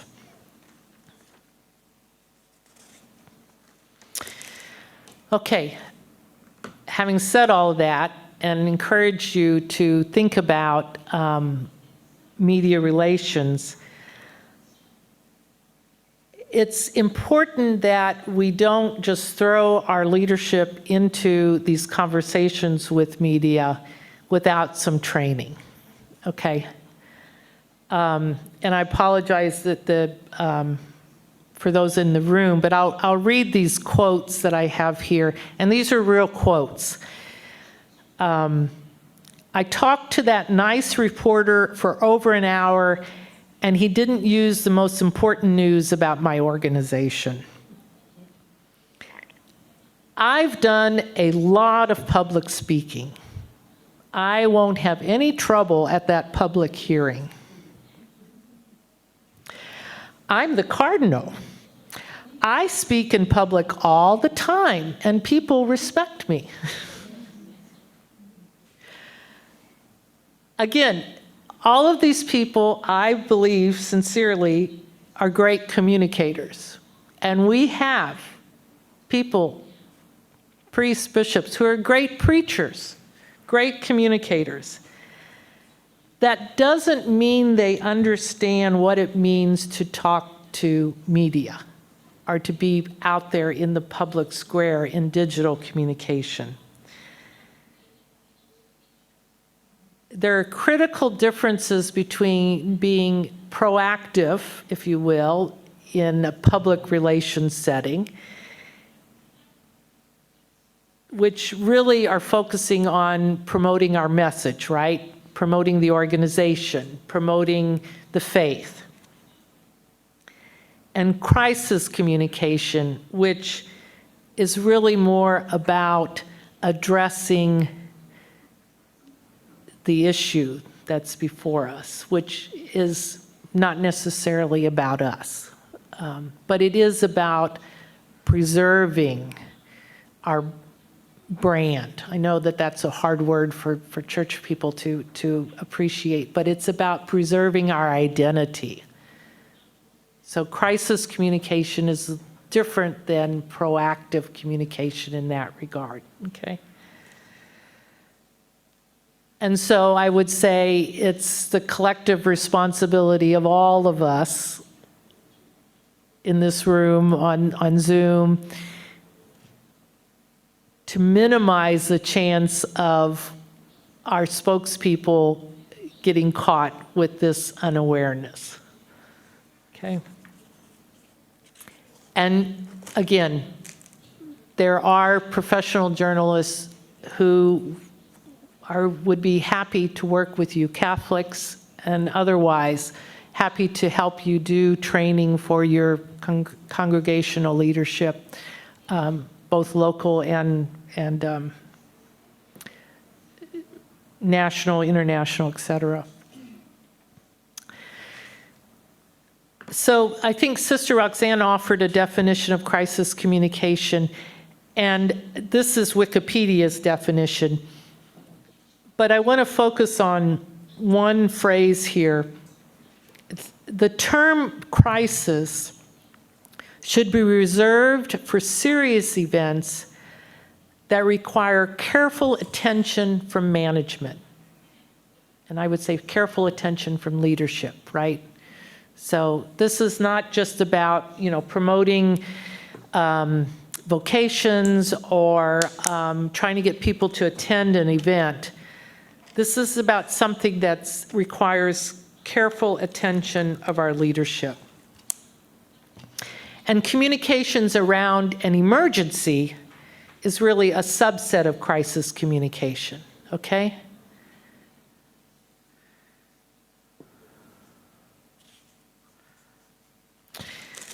So these are the 10 steps of crisis communication, and I'm not going to go through them here listed.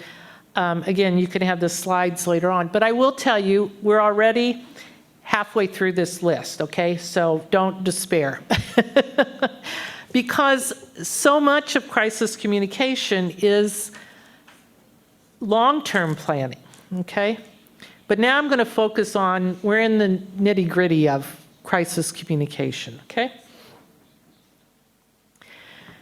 This is a matrix that I've developed and used countless times, which is very detailed, and I'm just showing this to you as an example. I'll work through it here quickly, but it shows you that you need to be thinking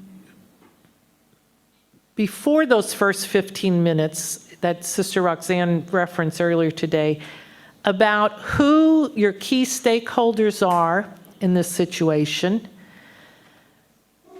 how they should receive the information about the crisis, who should give them that information, and when it should happen. And again, I apologize if you're in the room and you can't see it, but the very last thing that happens in this scenario is that you have the media contacted, okay? So when a crisis happens, you need to start with what I call here the ecclesiastical leadership, okay?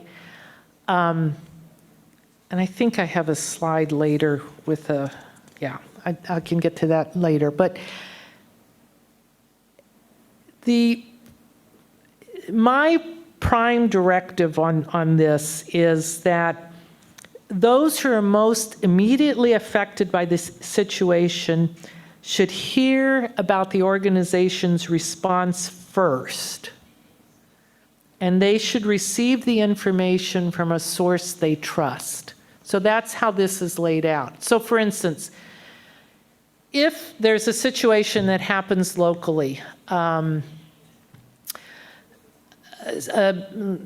quit picking on the priest. A sister who serves as the chief financial officer for a local organization is found to have stolen money. Okay. Crisis communication plan is developed, and whoever is communicating, a response is determined. A response is determined on how we're going to tell people about this situation. The first individuals who need to hear about this would be the leadership, and that should be the congregational leadership. If it's something that's local in an apostolate, it should be the local superior, maybe it's the local bishop, etc. Okay, and that needs to be a one-to-one. Local leader tells, it's a phone call, it's a WhatsApp conversation, it's in person for lots of reasons. One being to protect legal privilege, etc. So then in this plan, the next level of key stakeholders, because of the nature of the situation, would be key donors, because maybe it was a donor who contributed most of the money that was stolen. And that person deserves to hear about that from the local leadership, not to hear about it from the newspaper or on social media, right? Then it's the staff, and they need to be given details on how their work is going to be impacted by this. And again, that all has to be handled within the context of confidentiality and legal privilege. Then you start reaching out to your key collaborators. Again, it may be other apostolates in this situation, other apostolates for the congregation in that area who maybe also had received money from that key donor, right? They, again, should not be reading about this in the media. And they may need some guidance on how to handle questions coming from people about that. Then, in this particular situation, it could be that that money was supposed to have been used for a local school. So how do you deal with that school community? I put clients up here as an example. They, again, should know about the impact of it before you go public, before you put it on your website, which basically means it's out to the world. And again, you put it on your website first, and then you contact the media. And depending on the situation, it may be where you say, this is all we can tell you. It's up on the website. We'll keep you updated as much as we can. They'll say, wait, I need to get somebody on camera. I'm sorry, right now we're not doing that. You can refer back to the website. They can have an image from the website, right? So this is a very detailed concept. And notice on the far right, we have some timing here where it goes quickly. So day one is launch day, right? So you start the afternoon before, and then by the next morning, it's public. But you have let the people who are immediately impacted by the event know before it's on the website. And sometimes it's helpful to reach out to one of those journalists with whom you have a good relationship, and you say, we have something really important for us that's going to go live tomorrow morning. I'd like to give this to you under embargo. We're publishing it at 9:30. You can go live at 9:32. We're not going to tell you how to write the story or anything else, but you get the info before everybody else. And what that does is they help you write the headline. A headline could be as bad as church stole untold millions, which was intended to go to the local school, to the sisters found fraud and are working to ensure that the school can continue. Okay? Those are two facts, right?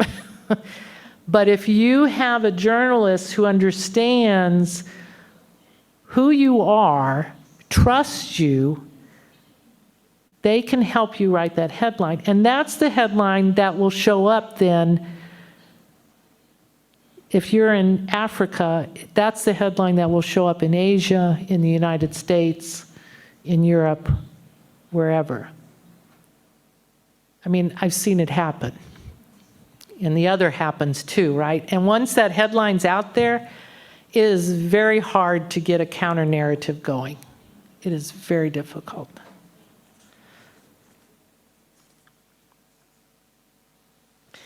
Okay, let me, I knew I was going to run out of time, so let me just run through this quickly. One of the things that I really recommend, and it usually doesn't happen, so I'll just spend a couple of seconds on it here, is for you to consider doing what is called a vulnerability audit for your congregation. And basically this is, you know, what's the stuff out there that we already know about that's a crisis, right? I mean, we know, we call it the abuse crisis, right? We already know that's out there. Financial malfeasance. Then there's other things, right? You know, and I don't know, need to go through listing them. Then you want to consider who's on your crisis communication team. And this is a smaller group than talking about communication strategy. But it should at the very least include the superior or the equivalent, right?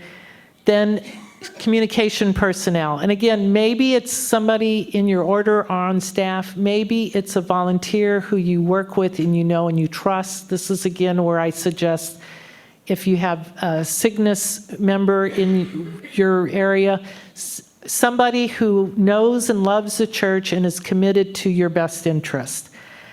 Legal, of course, I mean, and again, whether that's canonical or civil, that's will be determined country to country.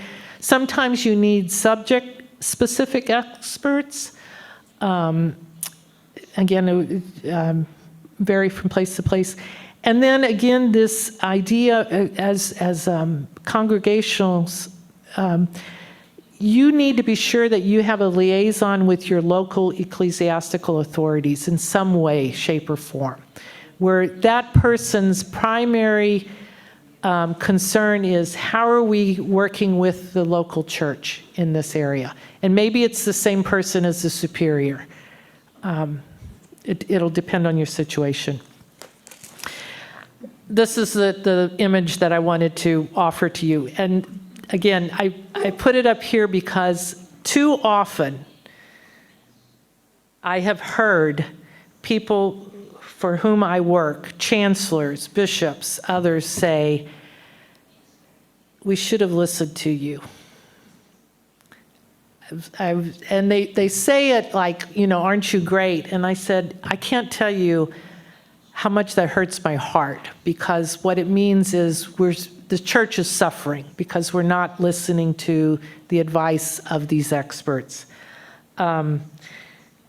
I really think the fact that we don't have communication professionals at the table when these conversations are happening, or in the room where it happened, to use that line from the musical Hamilton, you know, it's not about ego, it's not about any of that. It's because it's so difficult to manage a crisis in communication when you're coming in at the last minute, for all the reasons that I've told you this morning and more.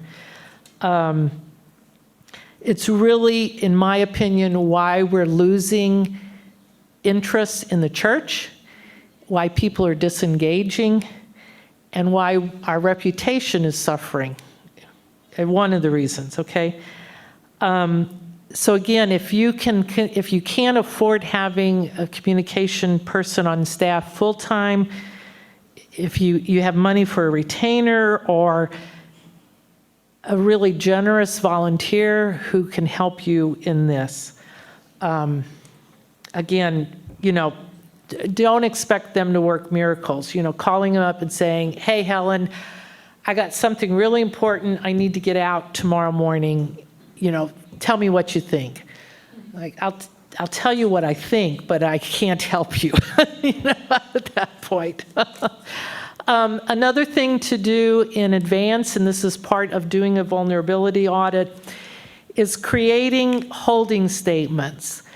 And this goes back to, my recommendation that you focus on what is your message. And it may be, if you're a person charged with communications, at the very least, you do this on your own. You do this exercise. But these are very brief statements that when a crisis happens, you have something that you can say immediately, or you can get out immediately. It's already been approved by your leadership, and it's out there waiting, okay? Let me just read through. These are some examples. This is from the pandemic. We will be listening to local public health officials, following their guidance, and will provide further information as soon as it is available. You're being quoted, at least, out there in the public. You have something on your digital channels that tells people, we're aware of this. And we're going to get you more information as soon as we've got it. Situation happens in your school. Our highest priority is that our children and their families know that our parishes, schools are safe, healthy, and holy places. Again, you're saying, we care. We're going to get you more information. You don't have to answer 100,000 messages. What's going on at or our Mother of Perpetual Motion School, right? Sometimes things happen where who's the bad guy and who's the good guy isn't terribly clear. We pray that justice and mercy be afforded everyone involved. Our faith calls us to stand with the vulnerable. And here's another one. Defending the faith is not the same as defending those in power. Again, these flow from your overall message of who you are, and they are there that can be used. They're authentic, right? They're real, and they're saying to people, we're there, we're with you, we're engaged. So, when it happens, we're at now number 9 on my 10 steps. Something happens, right? Whatever it is. So all of this that I've just described to you already has to be in place. And then everyone has to know who they contact. If the boiler blows up at the school, who gets contacted? So this is a question for everybody, right? Even your volunteers, maybe most especially your volunteers. If they see something that's wrong, what do? Who do they report to? And then, of course, it needs to get immediately to a member of your crisis communication team. Maybe that's your communication person, maybe it's your superior. I would not recommend the lawyer, but it has to be somebody on that team who then immediately triggers, I got to get the team together, whoever it is. And we kick in gear as quickly as we can because we want to be able to have a response available immediately. Now, again, if it's an internal matter, then that's still fairly confidential. Then you're going to want to have a deeper conversation. You may need to call an investigation, et cetera, but you can still have a crisis communication plan in place, right?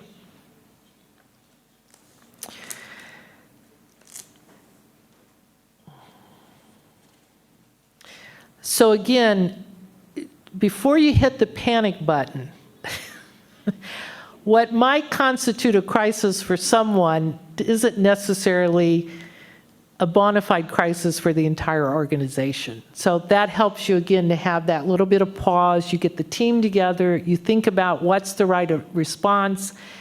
It may be that you don't go full-blown public.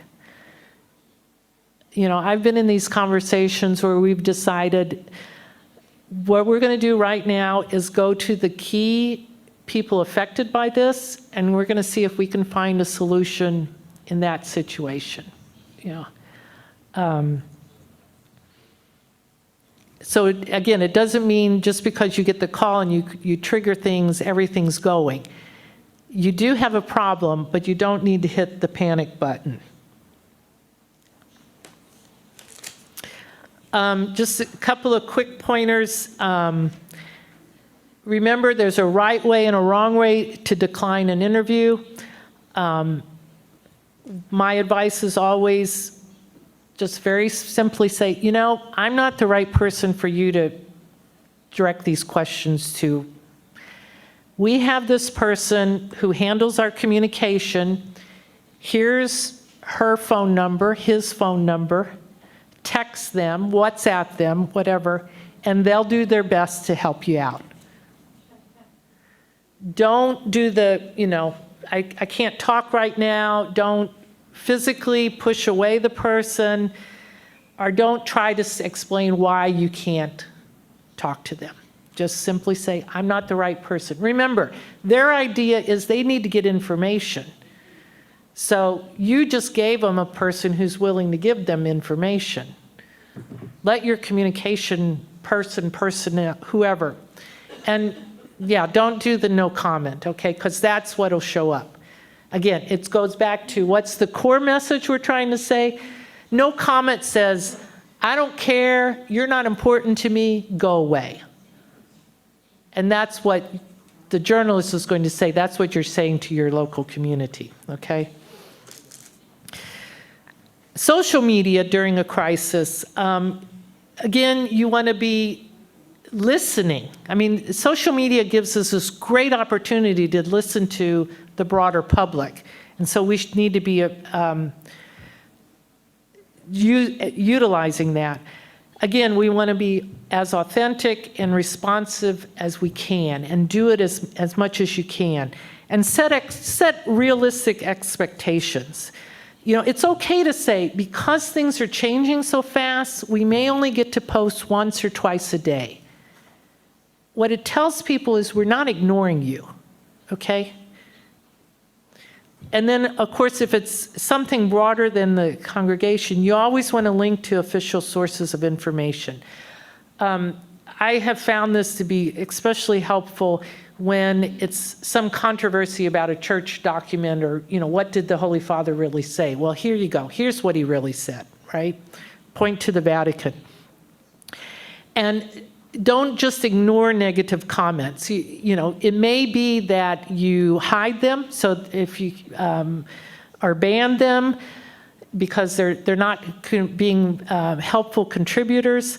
But if you're getting a bunch of them, you do want to put out something positive. You don't need to respond to each one, but you can't ignore them as a goal. And we need to remember that oftentimes social media is really an important place for vulnerable and marginalized people. And I'm not talking about just the idea of whether you have a television station or television in your home or not. There are networks and communities within social media that are invisible to larger public media. And so there may be a group out there for disabled children for whom your message is really important. And to find a connection with them and use that community during a crisis to connect with is really important. And then finally, and again, this is something that we so rarely do because oftentimes it feels we're just moving from one need to the next. You know, take the time to come back and do some reflection and analysis on what went right and what went wrong, because it's going to happen again, right?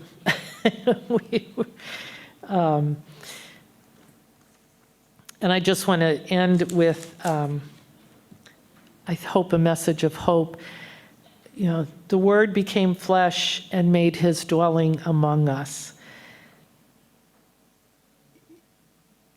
Jesus was very vulnerable, very authentic, very real, and he dwelt among the people. So I think we're called to attempt to follow him into those margins. So I ask that you consider making it a priority to be visible and a force for good, not just in our cathedral plazas, but in the public square as well.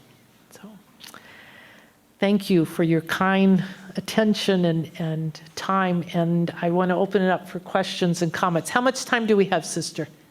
1 hour. 1 hour. Very good. Okay, good. Well, and if we run out of questions or conversation, I have a group exercise we can work on too. So.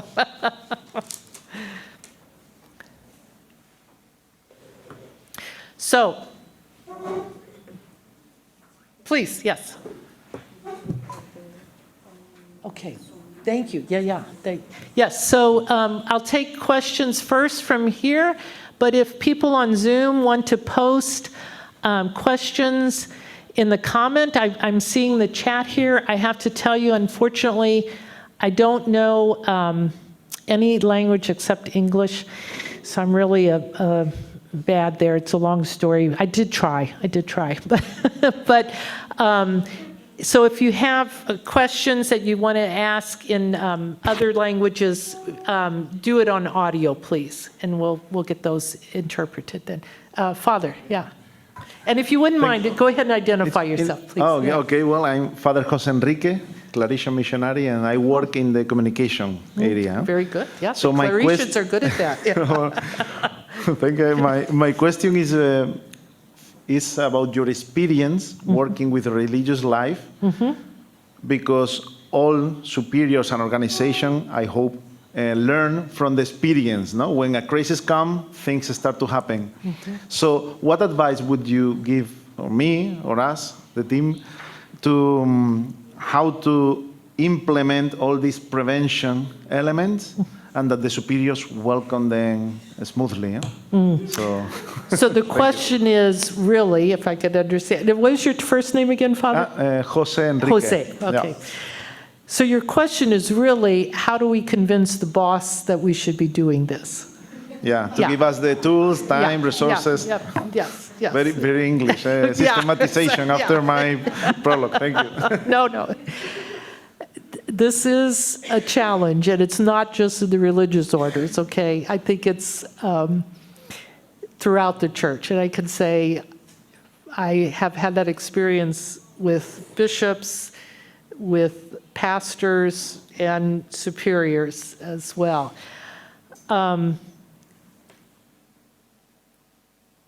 Sadly, sometimes it only happens after a crisis is handled very, very poorly. So I just want to acknowledge that's reality. However, sometimes it's helpful if you are able to work with.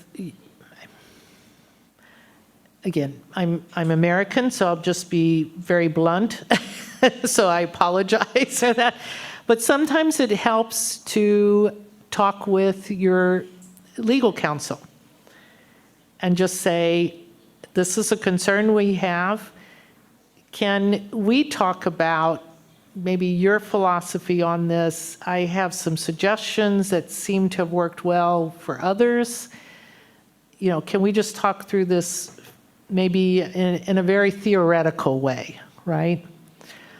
I have worked with many lawyers over my decades now of working in this issue.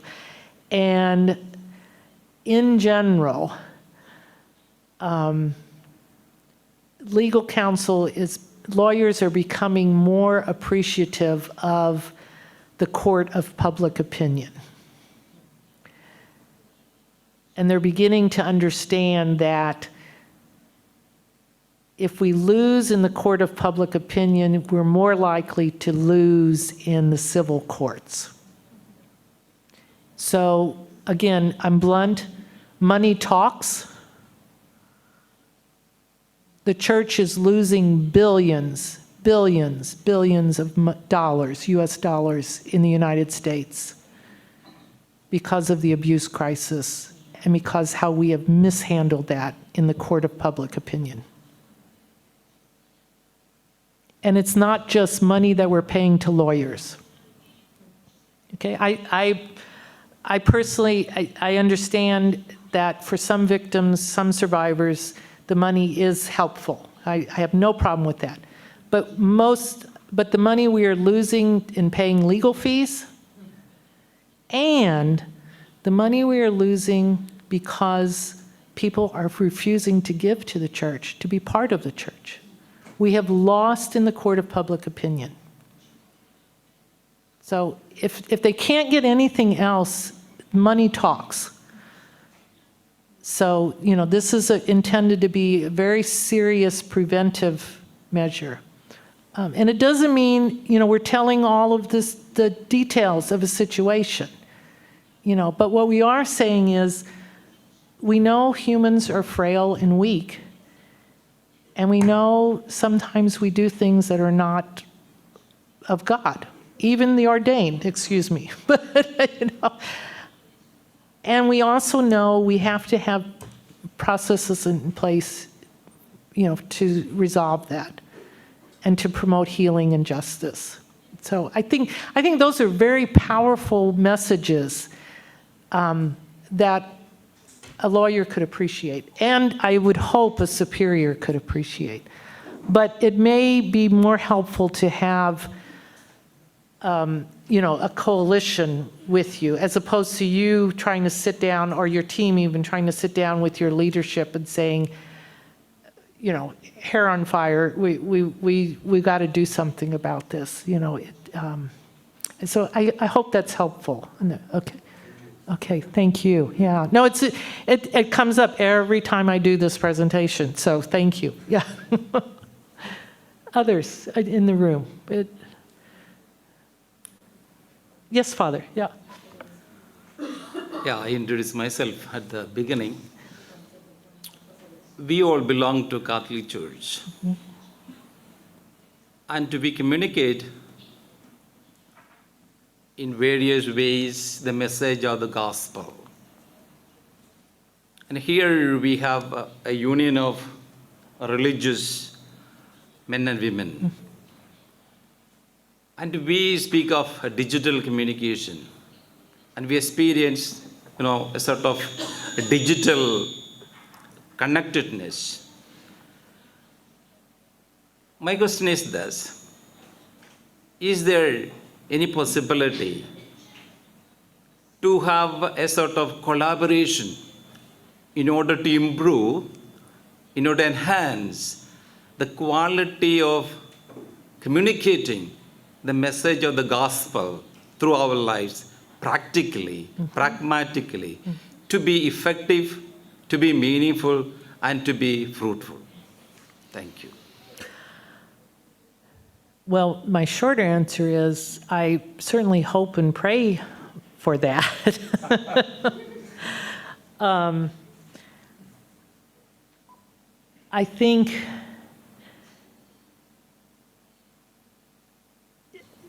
it's a. I think. Let me just talk about it on a practical level. Yes. I think there are already systems available to us, which the corporate world uses, right? Let me just offer a very simple example, right? I flew over here on United Airlines, right? They have a website that's universal. but it serves people everywhere in the world. They have a very basic message on how they treat people who engage with them, right? And again, I know this is very, very simple because that is quote unquote transactional, but they do an awful lot to try to encourage loyalty to that airline. And again, this is on a very physical, practical level, but we can learn a lot from those corporations. You know, I used to work for a bishop who would always say, "We are not McDonald's, but we can learn from McDonald's." So to that, and again, I think what our struggle is that we do appreciate the dignity and the rights of individuals, and we appreciate specific charisms, you know, but maybe we need to apply a little bit more of what we appreciate in having an institutional church, a network of believers, if you will, a community, and the fact that we do have unique roles and responsibilities within that community, and apply that in the digital world as well. It's interesting you brought this up, because I just last week spoke to the Canon Law Society of America, which I still laugh about the fact that they had a communicator talk to them. But it was great, right, that they invited me to speak. And one of the people, one of the participants talked about how, you know, canon law has a couple of laws specific to clergy and religious on what they can say or publish publicly, right? And I'm not sure that going the legal route is the answer to this, but it feels to me that we really need to appreciate the value of professional, consistent messaging in our institutions, because that's what you're really talking about here. You're asking, can we set a standard for how we communicate as a church, right, as our institutions? I mean, we're still going to have someone who's blogging, an influencer, if you will, and whether or not we can silence them is a whole nother discussion for the lawyers to worry about. But can we set standards? Can we set an international standard for Catholic communications, a code of ethics? Yes, we can do that. I think the dicastery, I've suggested that to the Dicastery for Communications, actually. And I think, and SIGNIS has started to explore that. We have challenges because culturally there's differences, you know, with communications, but yeah, I think we could. And then on a practical level, how is that implemented? You know, I think that, again, that goes to the strength of what we are as church. We adapt to the local environment, but yeah. And maybe that's something that the orders could encourage too. Yeah, right? Yes, sister. Can you hear me? How do I turn this on? Okay, I got it. So I always like to think of case studies when I'm hearing this. And a story came to mind where I was stationed in the States, where two elderly nuns were caught embezzling $800,000 by going to Las Vegas and gambling. And the older nuns said the reason they were doing it is because priests got paid more than nuns. So they wanted to equalize things. But they stole the money from the school. But what's interesting when you go to look up the story is the statement from the sisters, the community. So they removed them, very nicely said. They were removed from the schools. They were living in a community situation with community leadership. and that they would pay back everything, that the congregation, because in justice, they felt, somebody should have been watching, right? But this one nun was very clever, and she, the older one, was at 80 years old, was sentenced to 1 year and a day in federal prison for what she did. But she went happily because she had a point to make, that priests get paid more than nuns. It was confusing, but the archdiocese also gave a very clear statement about the wrongdoing, but it was also it admitted the wrong, but it was still respected the human dignity of the sisters, a little bit of the humor of the situation. Even the general newspapers picked up on that, especially the part about priests getting paid more than nuns. They really liked that. Oh, she had a point, But, poor little nuns, right? But I just think that as a case study, that if you look at the archdiocese, you look at the community, I think it was handled well for a really embarrassing situation. Yeah, thank you. Yes, and that's, I think, an example, again, of noting that the archdiocese, I'm sure, got a heads up well before everyone else, and was pulled into that conversation. You can bet that happened. Yeah. Yes, because it was the generalate of the community was in the same, was in that archdiocese. So, Right. and so they had a good relationship Right. there too. Yeah, but even if you don't, there's so many ways that could have gone bad in a lot of ways. But I think that case study also points to another thing that we often gloss over in a crisis situation, where we want to basically say, it's her fault. She obviously was morally corrupt, or, whatever in our minds, what we're thinking about. But the institution bears responsibility there too, right? The safeguards were not in place. And I mean, it happens, unfortunately, a lot. And that's another place where the congregation could have quickly said, look, we have these policies, there's supposed to be audits done, there's supposed to be 2 people, whatever. They weren't followed. Or maybe they would have had to bravely say, we recognize that our policies are inadequate, and we're going to have to strengthen them. And we'd like to come back and talk to you when we do have those in place, because you should know that we do steward the resources that we're given wisely. So there could be even another follow-up story to that.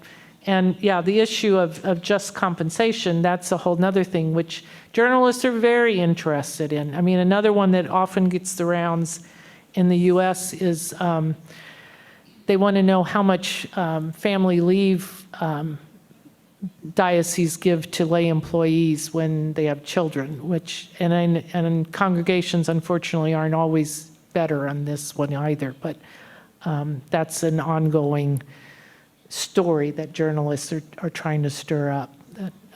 Because in many places, sadly, new mothers and fathers fathers don't get any time off, and new mothers sometimes get as much, they're as generous as 2 weeks paid leave. So, but that's another issue. Sister, please. Yes, I'm sorry. Yeah. Is it me? Okay. Well, my name is Sister Pauline. I'm a Dominican sister of St. Catherine of Siena. By nation, I'm a Nigerian. I want to start by appreciating the organization of this UISG program for communication crisis. I want to use myself an example about what I want to say. I really want to emphasize that it may be necessary or needed that this communication thing becomes a grassroots aggressive proposal for all members, I'm saying this because I have been ignorant of what I'm learning today.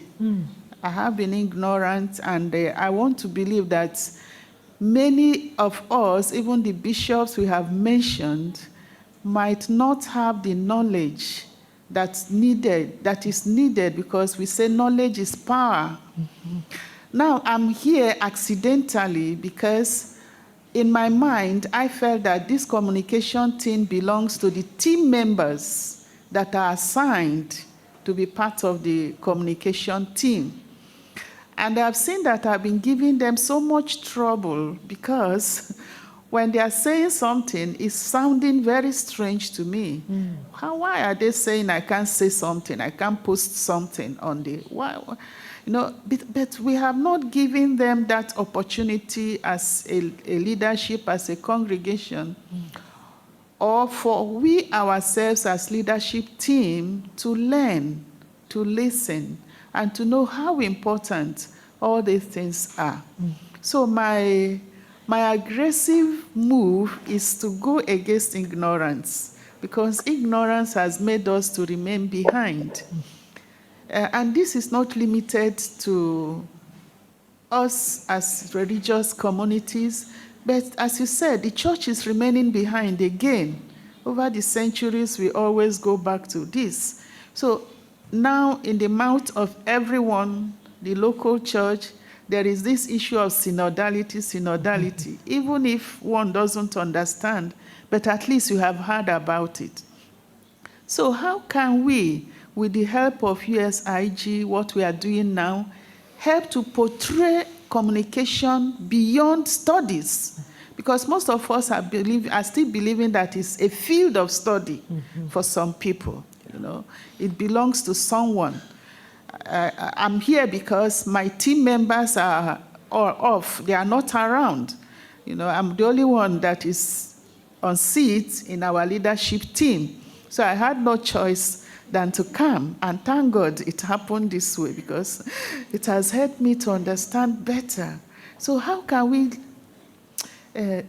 Italian will say ripicciolare, how do we bring it to the grassroots so that it becomes part of us? Because all of us talk, we speak, we communicate. It's not reserved to people. So if there are things to be transmitted even to the congregation members, how do we know how to manage crisis? And usually it happens at the grassroots. We try as much as possible at leadership team to manage our crisis, maybe within our community hall or council meeting hall, but then it arrives us, and before it gets to us, something has happened. So is there a way, as the Synod's Father Pope did, to start from bottom to top, from top to bottom, so that everyone will be carried along? I think it's time, because the more we wait, the more other things are coming up. We are talking about TikTok. How many of us are there in that continent? You know, we are not there, and I'm ignorant of it. So I want to accept this and to thank you people so much, the management team of this, and thanking God for making it possible for me to remain alone, because I would have missed this opportunity again. Thank you so much. Well, amen, and thank you for being here and for being vulnerable to say that, because I think,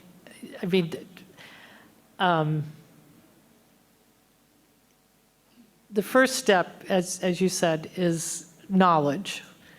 And then the second step is sharing that knowledge, right? So I would, and again, I'm very grateful to Sister Rose and Sister Teresa for allowing me to be here.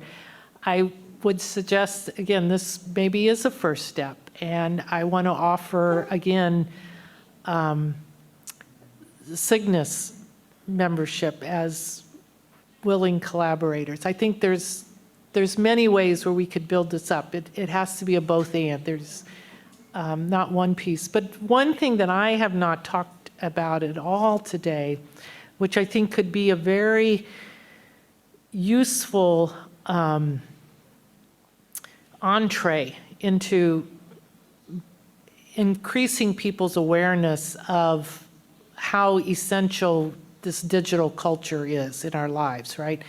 And that's the concept of media literacy, which I know, again, the Paulines are big in that charism, but it could be something that in all of your work, in all of your apostolates, to help people understand media literacy, not from a perspective of just looking at the text, but understanding how digital culture influences us, how images are presented, how it's filtered with artificial intelligence. And it doesn't mean we have to get into technical pieces, but my goodness, if every one of your schools could integrate media literacy into its curriculum, not as an add-on, but as just as essential as looking at the great works of literature or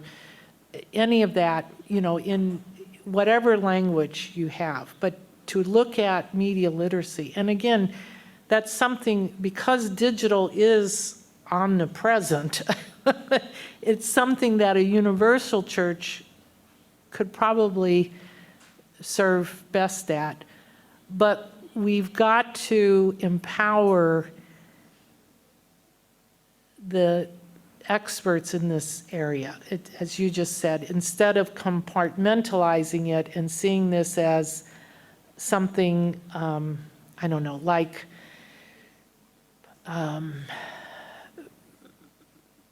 food production or, you know, when we compartmentalize it, we don't understand this is about who I am. I have a digital identity just like I have a physical identity, right? And we're not, as a church, appreciating that, in my opinion, fully. And that can be done in multiple, you know, the theologians need to be taking a deeper dive into this. And there are some who are doing this kind of work, but there are multiple ways to go at that. And it kind of follows, I'm going to read a question that we've gotten online because it's related to this, and then maybe we can reflect on this some more together. The question is from Sanjay Tirki.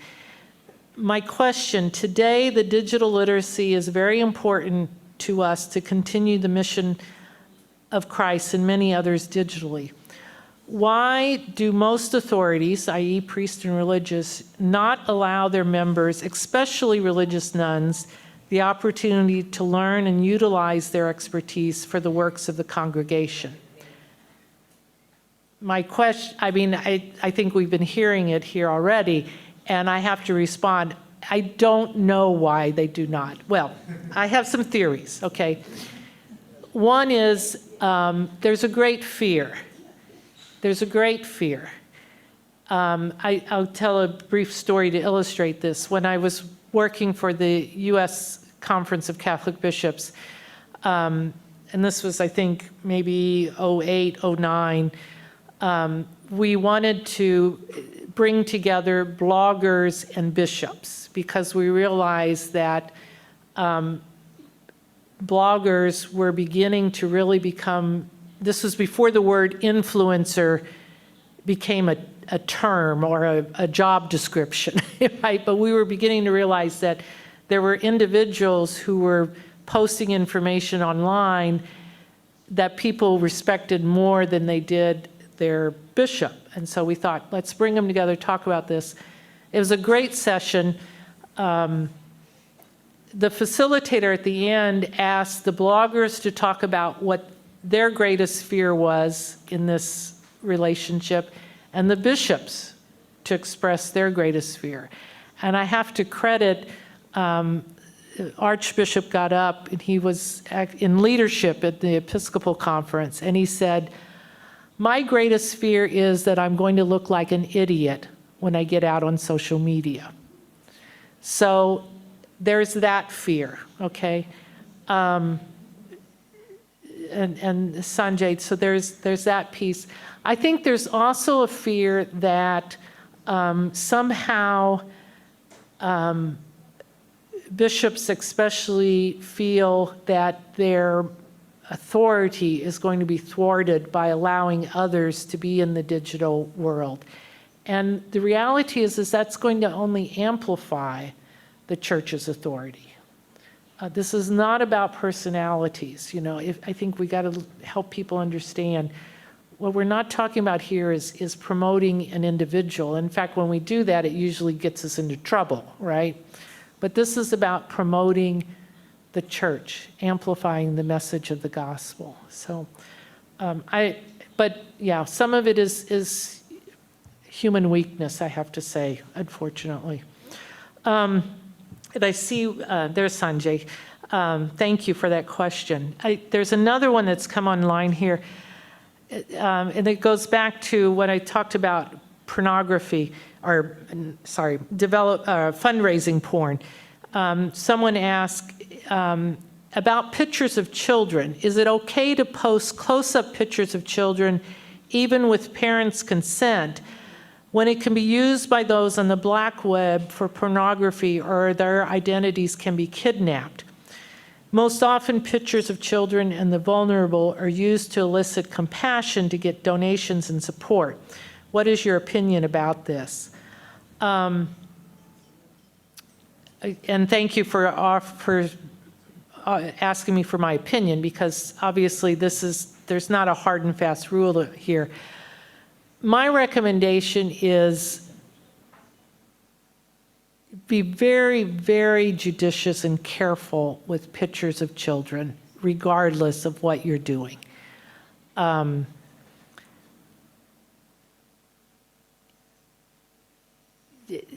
the individual noted, this can be used on the black web, and once it's out there, it's done.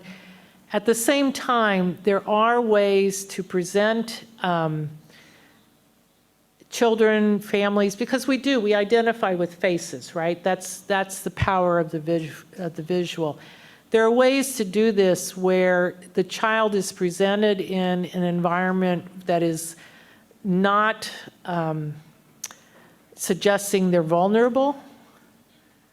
You know, especially again, if you've got you've got adults with them, et cetera.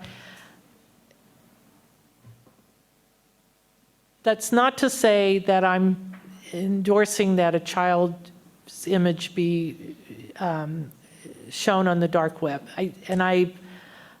So you can tell I'm ambivalent, I guess, on this. I don't have a hard and fast rule. Because I know a picture speaks 1,000 words and then some, and I can think in my own mind of images of children that we've used, which have been very helpful. I think it also goes back, though, to this issue of media literacy and recognizing that there are forces, there are people who use material that's presented for the good in evil ways. And that's always been the case. Before digital, when we move on to the next thing, you know, it's print, et cetera. So I would not tell you to, because of that, to stop using people's faces, because that's how we connect. But just to be very careful and judicious on that. And you know, if you're really, if you're in a situation where you know you've had images in the past that have shown up and used in ways that aren't acceptable, you may want to be very, very clear to the parents what you're doing, you know, and let them make that decision. But I've used my own children's images in talking about issues in the church, so I offer that.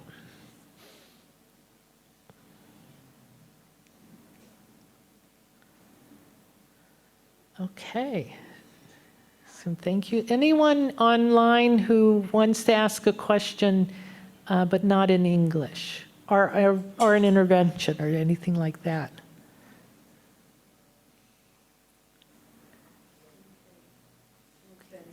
Okay. Well, let me share my last slide, if we can.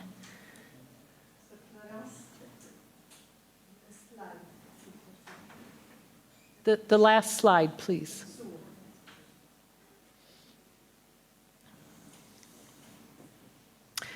So I've been mentioning these resources. For those of you online, there's the website, bit.ly/UISG, all caps, hyphen crisis, CRISIS, hyphen COM, COMM. Bit.ly, it is case sensitive, but then the QR code is here too. And then I have my phone number, I'm on WhatsApp, and my email. And again, I have 13 grandchildren, so I have a vested interest in promoting this. And again, well, happy to continue to work with the leadership for all of you, and I continue to pray for each of you, and I ask you to pray for me, and again, especially for my 13 grandchildren. Thank you all so much.